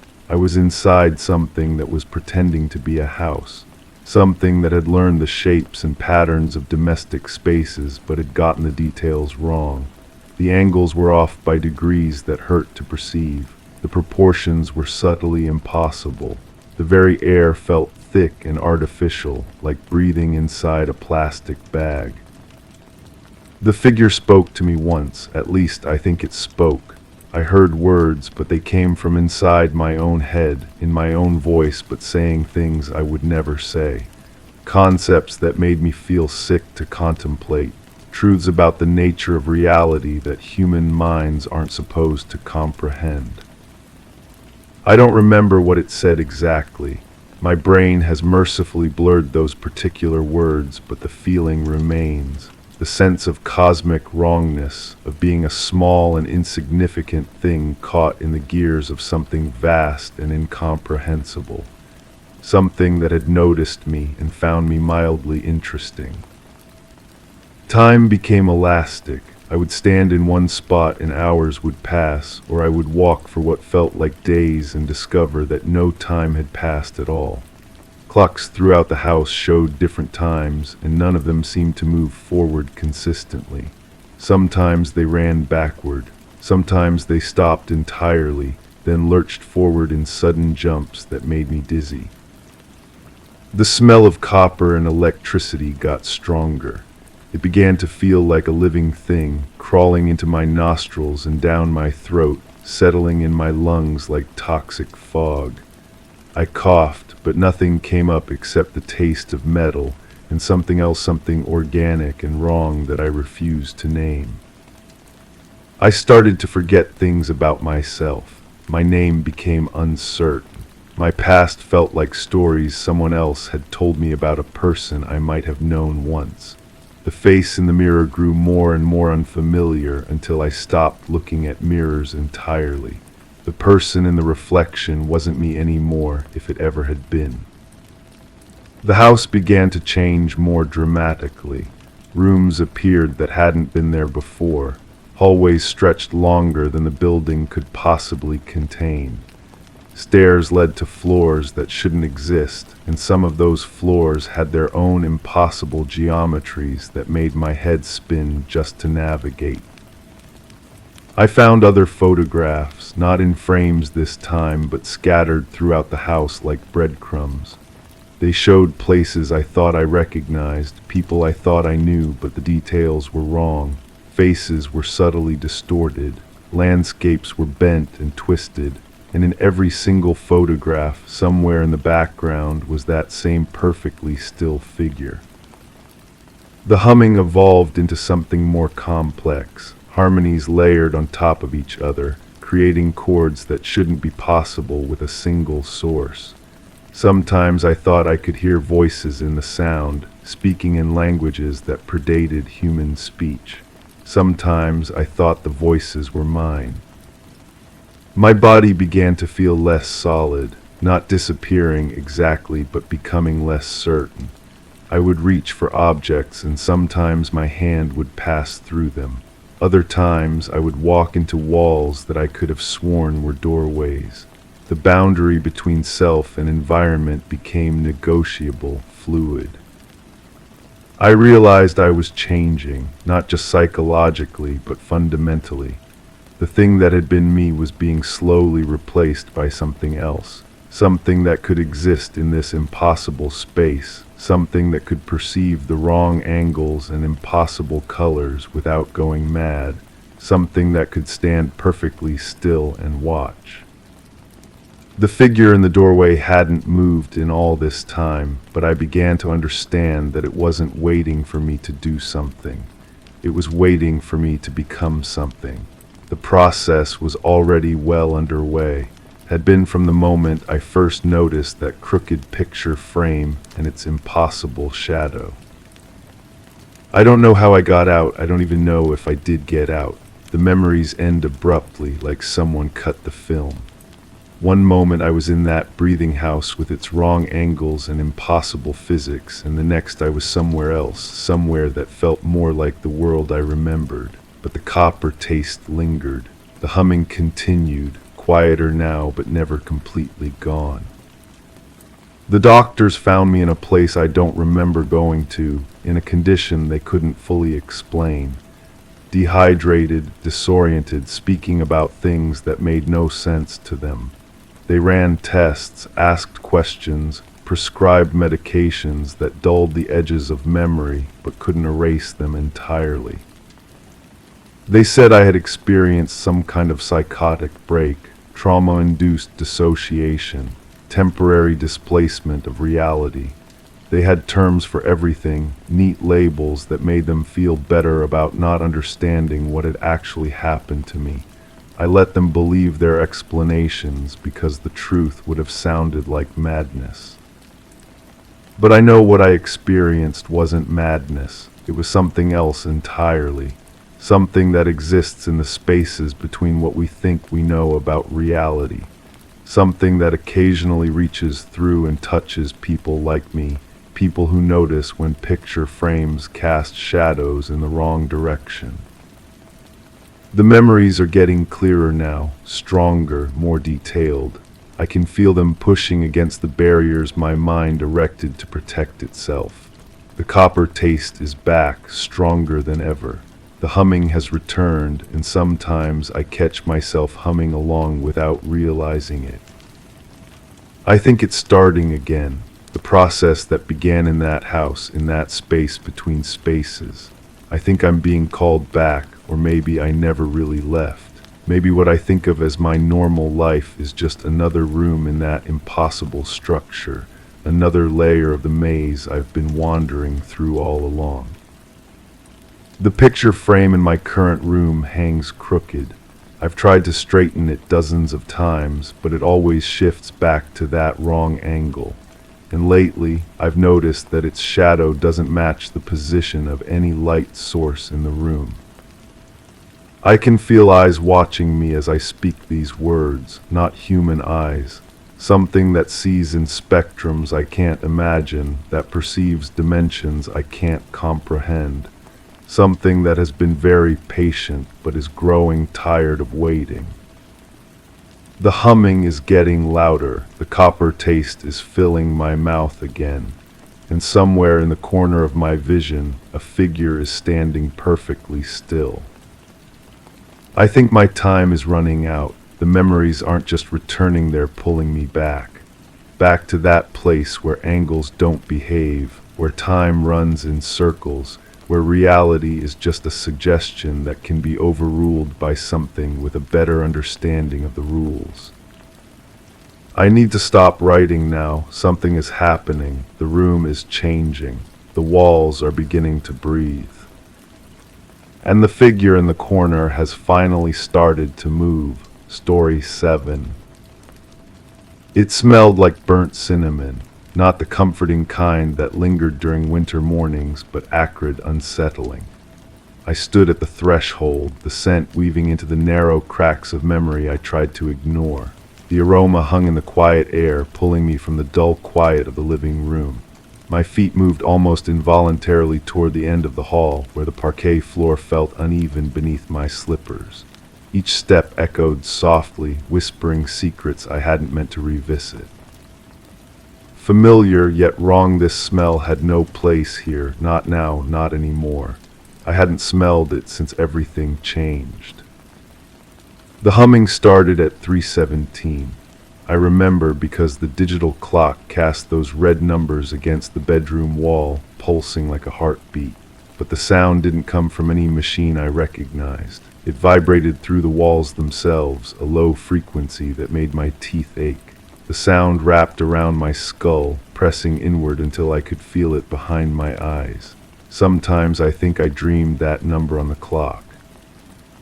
Sometimes I think the humming never stopped at all, just became part of the background noise of my existence, like tinnitus that learned to hide. Something watched me from the corner where the ceiling met the wall, not with eyes I never saw eyes, but with an attention so focused it made my skin crawl. The feeling crept up my spine like cold water, pooling at the base of my neck where all my nerve endings seemed to gather and scream. I'd wake up knowing something had been there, studying me while I slept. The corner always looked normal in daylight, just paint and shadow, but my body remembered that weight of observation. Even now, I check that corner first when I enter any room. The habit follows me like a scar. My thoughts felt borrowed. Words would form in my mind that I hadn't chosen, sentences that didn't match my voice or rhythm. I'd reach for a memory and find something else instead, a flash of light that shouldn't exist, the taste of copper pennies, the sound of breathing that wasn't mine. My brain became a radio stuck between stations, picking up signals from somewhere else. I started writing down my own thoughts to make sure they belonged to me, but sometimes even my handwriting looked foreign on the page. The room filled with light that had no source. Not sunlight, not lamplight, but something that seemed to generate itself from the air. It pulsed in waves, casting shadows that moved independently of any object. The walls breathed with it, expanding and contracting like lungs. I remember reaching toward the light, my fingers tingling with static electricity. The silence was absolute, no humming, no breathing, no heartbeat. Just that sourceless illumination painting everything in stark, impossible clarity. Then darkness so complete I couldn't tell if my eyes were open or closed. The metallic taste never left my mouth after that. Copper and ozone, like licking a battery or standing too close to power lines during a storm. Food lost its flavor, masked by that persistent tang that coated my tongue and throat. I'd brush my teeth until my gums bled, gargle with mouthwash that burned, but nothing could wash away that electrical aftertaste. It became my constant companion, a reminder that something had changed at the molecular level. Even water tasted wrong. as if it had been filtered through wire and metal. But maybe the light came first. Maybe I'm remembering it backwards, the way trauma sometimes reverses cause and effect in your mind. In this version, the light preceded everything: the humming, the watching, the borrowed thoughts.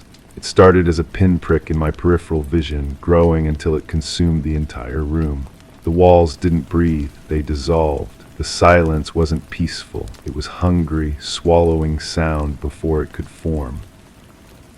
And when I reached toward the light, my hand passed through empty space where the wall should have been. Which memory is real? Both feel true. Neither feels complete. I don't try to understand anymore. Understanding requires linear thinking, and my memories refuse to line up in neat rows. They scatter like startled birds whenever I approach them directly. Instead, I've learned to live with the fragments: the taste of metal, the weight of invisible observation, the echo of that sourceless humming that might still be vibrating through the walls. Some experiences can't be assembled into coherent narratives. They can only be carried like shards of broken glass in your pocket, sharp reminders that something shattered and can never be made whole again. The burnt cinnamon smell returns sometimes, pulling me back toward that threshold, but I've learned not to follow. Some doors, once opened, should never be approached again. Story 8. The blinds didn't rise that morning. My fingers traced the fraying cord, expecting it to resist as usual, but it was too compliant, slipping through my grip.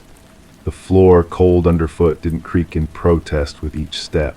The kitchen clock's second hand stuttered, then paused as if holding its breath. A quiet hum lingered where the refrigerator once thrummed, now oddly mute. As I reached the back door, its wood felt curiously smooth, unfamiliar to my palm. I hesitated, uncertain if it would open to the expected view or refuse entry to unseen secrets. There was a sound, always that sound, like copper wire being stretched until it screams, high-pitched and metallic. It cuts through my thoughts even now, makes my teeth ache. The smell comes with it sometimes, ozone and burnt plastic, the way the air tastes before lightning strikes too close. I can't place when I first heard it. Was it before the door, after? The memory sits wrong in my mind, like a puzzle piece forced into the wrong space. Something watched me sleep, or maybe I wasn't sleeping. The distinction blurs now, those hours when consciousness frays at the edges. A weight pressed against my chest, not physical exactly, but present. Breathing that wasn't mine echoed in the room. I tried to open my eyes, but the darkness felt thick, deliberate. My skin prickled with awareness of another presence, something that shouldn't exist in that space between my walls. The air moved wrong, circulating in patterns that defied the room's geometry. My thoughts stuttered like that broken clock. Words formed in my head that I didn't think, complete sentences in a voice that sounded almost like mine but pitched differently. The internal monologue I'd known all my life suddenly had interference, static between stations. I'd reach for a memory and find it rearranged. Details swapped like someone had been rummaging through my mind while I wasn't looking. Simple tasks became complex. I'd forget why I entered a room, what I intended to retrieve, as if my purpose dissolved the moment I crossed the threshold. The lights came first, not light, but lights, plural and wrong. They pulsed beneath my closed eyelids, geometric patterns that hurt to perceive. I was standing somewhere, or maybe lying down. The orientation kept shifting.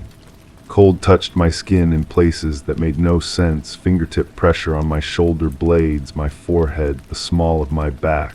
Sounds layered over each other, mechanical and organic, like machinery trying to mimic breathing. There was a moment of absolute silence, so complete it felt like falling. Then everything rushed back at once, overwhelming and immediate. The taste stayed with me for days afterward, metallic and electric, coating my tongue like I'd been sucking on batteries. My reflection looked wrong in mirrors, not dramatically, just slightly off, as if the person staring back was wearing my face like an ill-fitting mask. I'd catch myself pausing mid-conversation, forgetting what I was saying, distracted by sounds only I could hear. The world felt slightly delayed, like watching a movie where the audio doesn't quite sync with the video. Even my heartbeat seemed out of rhythm with itself. But wait, that's not how it happened. The lights came after the silence, not before.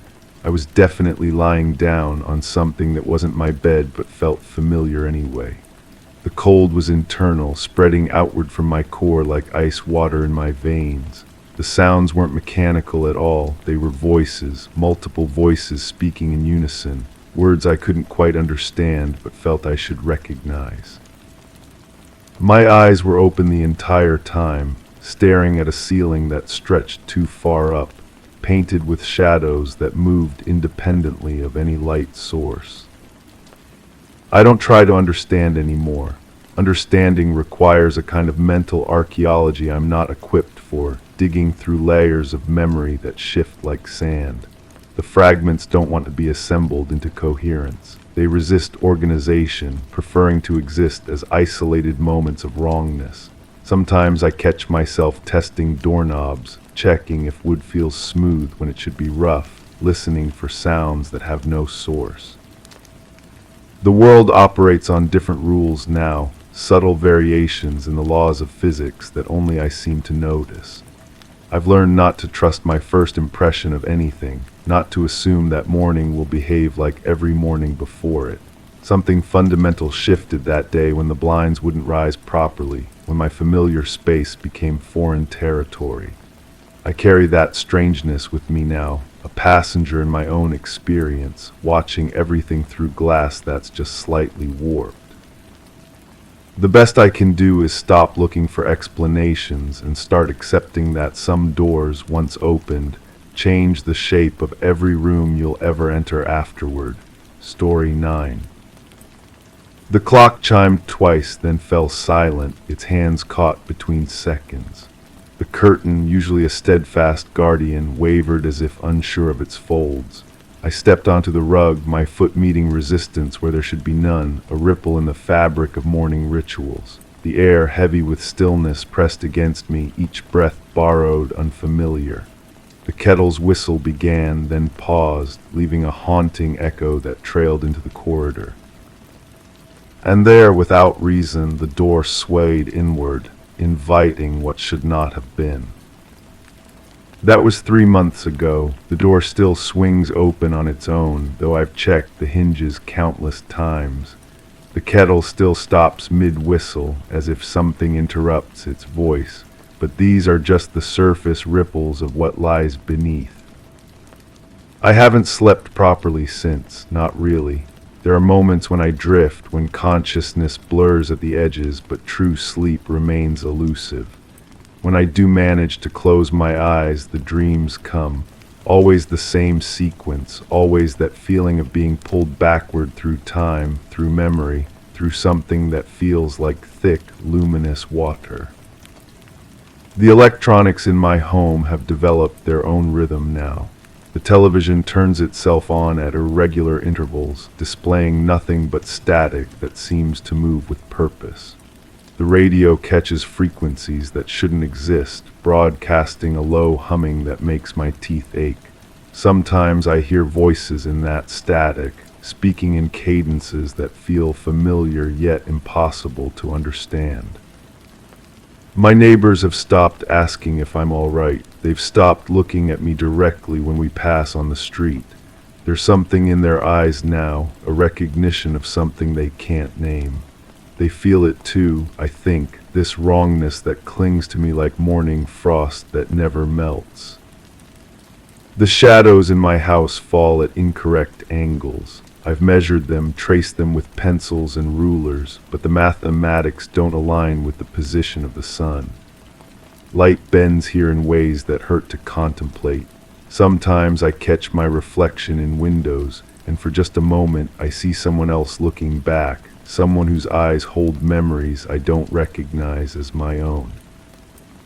People don't believe me when I try to explain.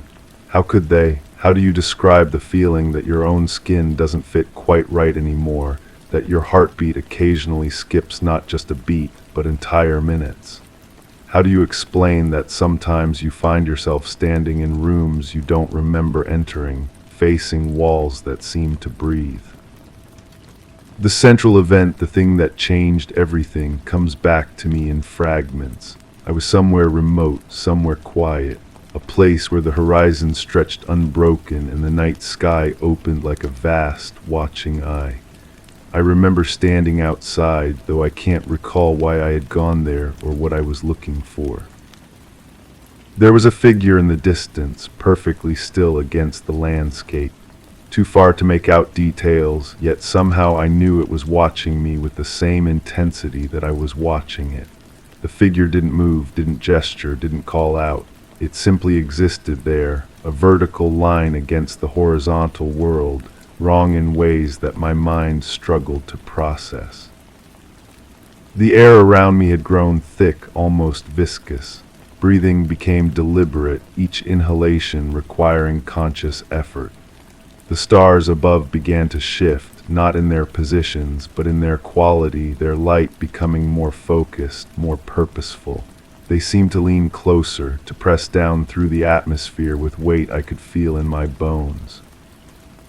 Time became unreliable during those moments. I would blink and find that the figure had moved closer, though I never saw it take a step.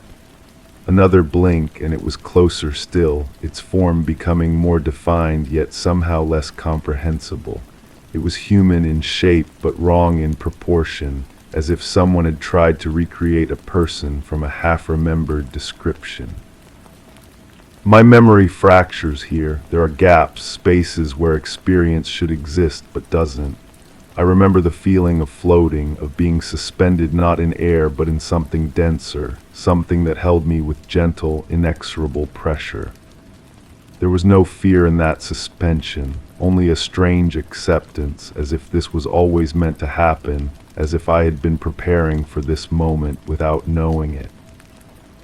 When awareness returned, I was back inside, though I have no memory of walking there. My clothes were unchanged, my body unmarked, but something fundamental had shifted. The world looked the same, but felt different, as if I was viewing it through glass that had been subtly tinted. Going further back, I remember the signs I should have recognized. For days before the encounter, there had been disturbances I dismissed as coincidence.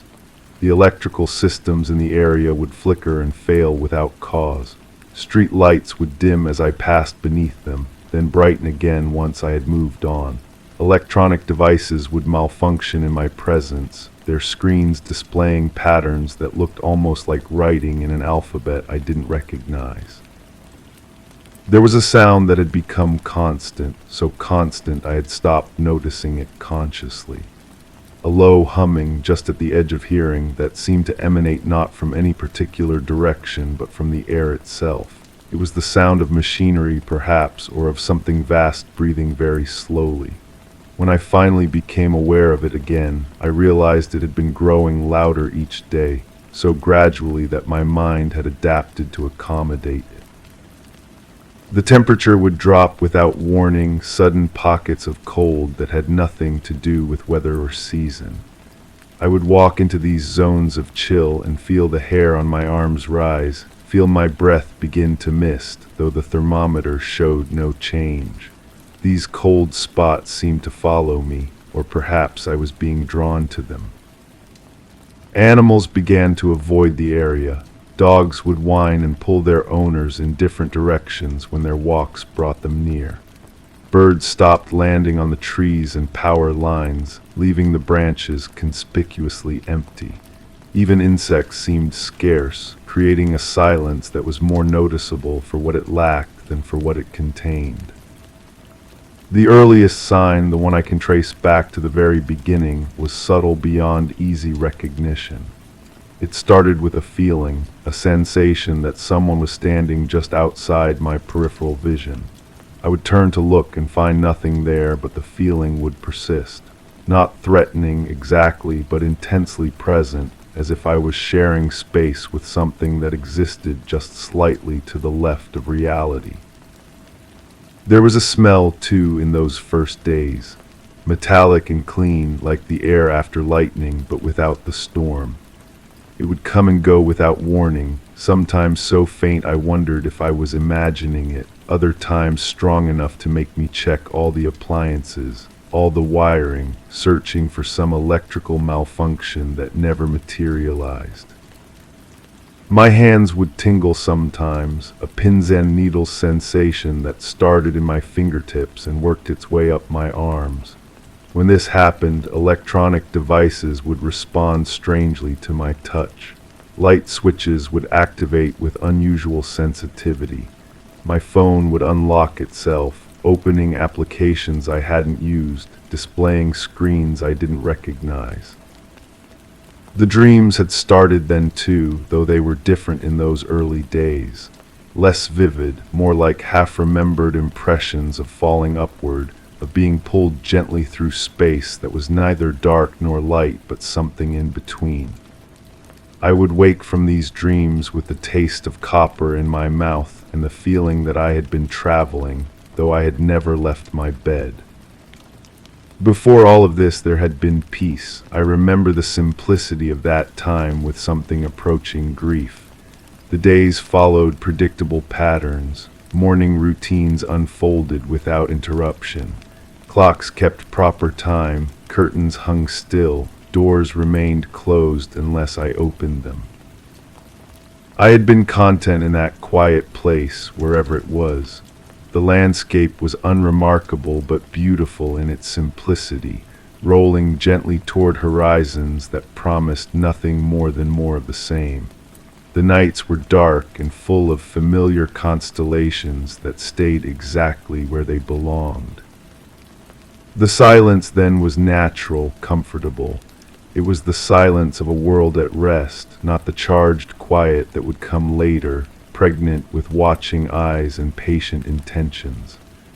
I could sit outside in the evenings and feel truly alone, truly at peace, with no sense of being observed or measured or found somehow significant.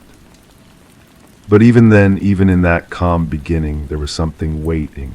I can feel it now, looking back, the way you can sense the approach of weather before the first clouds appear. It was always going to happen. The figure was always going to appear on that horizon. The lights were always going to change. I was always going to become something other than what I was. And now, as I sit here telling you this, as the door swings open once again and the kettle falls silent mid-whistle, I know that it isn't over. Whatever found me in that quiet place, whatever measured me and found me suitable for its purposes, it's still there, still watching, still waiting. The clock on my wall has stopped chiming altogether now, its hands frozen between moments that will never come. But I can feel time moving around me, flowing like water around a stone, and I know that somewhere in some other quiet place, another figure is appearing on another horizon, and someone else is about to discover that the world is not quite what they believed it to be. Story 10. The needle slipped from my fingers, landing silently on the soft rug. As I reached to retrieve it, a shiver traced the length of my spine, my skin prickling with the sudden awareness of stillness. The scent of old fabric lingered, a whisper of history in every breath. I stood, fingers brushing the frayed edge of the tapestry, sensing the room shrink around me. Something was off-kilter, a rhythm disrupted.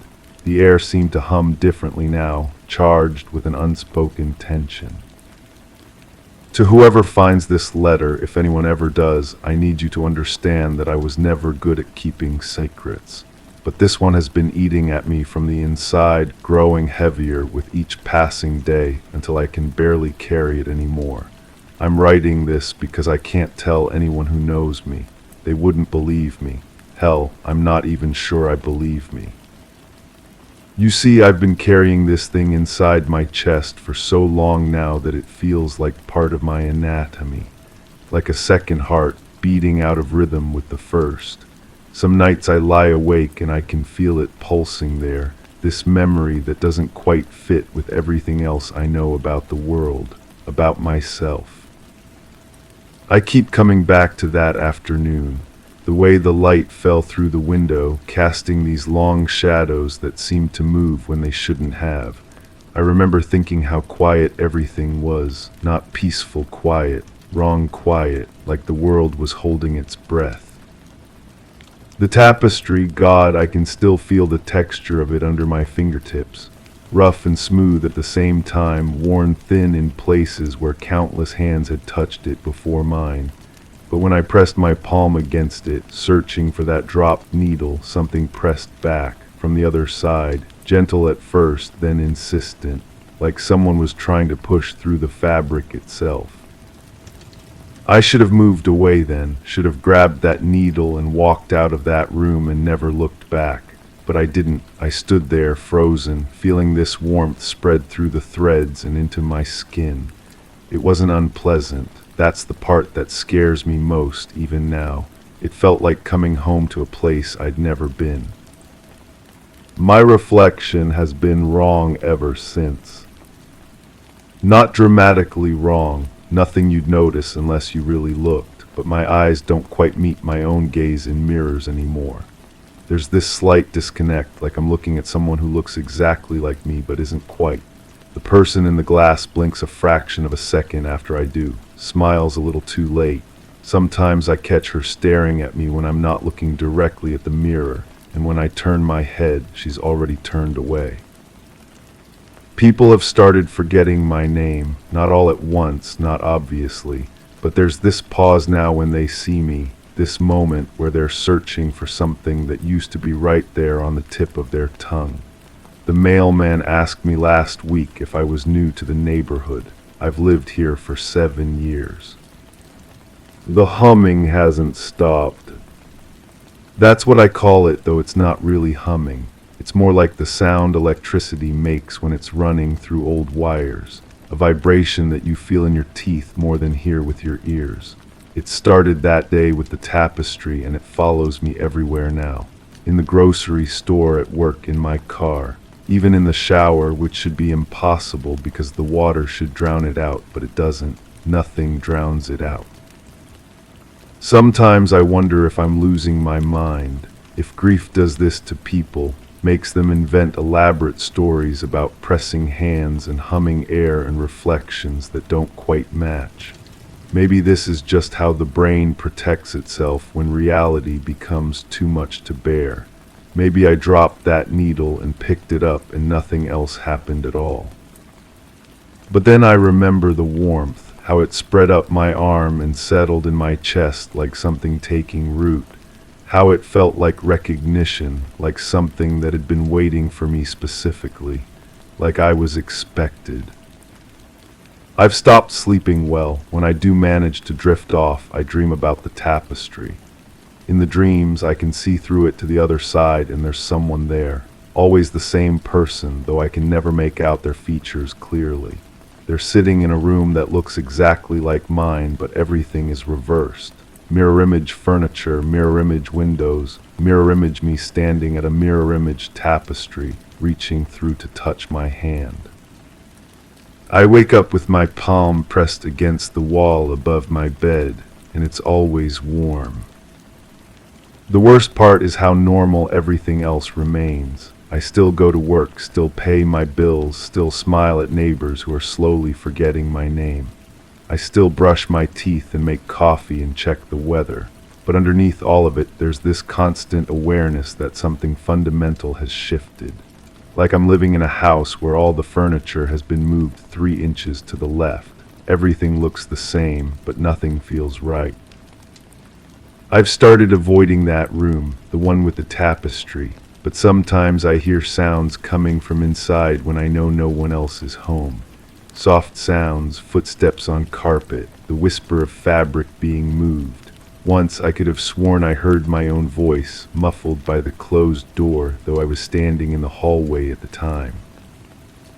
My mother called yesterday. She sounded confused, kept asking who this was, even though she was the one who dialed my number. When I told her, there was this long silence, and then she said, "I'm sorry, I think I have the wrong number." She hung up before I could say anything else. I looked at myself in the bathroom mirror after that call, really looked, and for just a moment I couldn't remember my own face.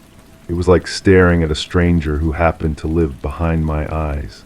The person looking back at me seemed just as confused, just as lost. We stood there studying each other, two people who should have been the same person, trying to figure out where the disconnect had started. The humming got louder that night. So loud I had to put pillows over my ears, but it didn't help because the sound was coming from inside my head by then. Or maybe it had always been coming from inside my head. Maybe that's what happens when you touch something you're not supposed to touch, when you make contact with whatever was waiting on the other side of that fabric. Maybe I let something in, or maybe I let something out. I keep thinking about quantum physics, about parallel universes, and the theory that every choice creates a split in reality. What if that moment with the tapestry was a choice I didn't know I was making? What if I chose wrong or right, or just chose differently than I was supposed to? What if I'm slowly sliding sideways into a version of my life where I don't quite belong? The needle is still there, by the way, still lying on that rug where I dropped it. I can see it from the doorway when I walk past. Sometimes it catches the light and gleams like a tiny silver star. I should pick it up. I know I should. But every time I think about going back into that room, about kneeling down and reaching for it, my chest tightens and the humming gets so loud I can barely think. What if picking it up completes some kind of circuit? What if it finishes whatever started when I touched the tapestry? What if it doesn't, and I'm stuck like this forever, slowly fading from my own life until even I forget who I used to be? I don't know why I'm telling you this. You don't know me, will never know me, might not even believe this letter is real. But I needed to put it somewhere, needed to make it exist outside of my own head. Maybe if I write it down, it will stop living inside my chest like a second heart. Maybe it will find its way to someone who understands, someone who has felt their reflection lag behind their movements and heard the sound of electricity in empty air. Or maybe it will just disappear, like everything else about me seems to be doing. The light is different now, softer somehow, like it's coming from farther away. The shadows are longer too, reaching across the floor toward me as I write this. I should be afraid, but I'm not. I'm tired.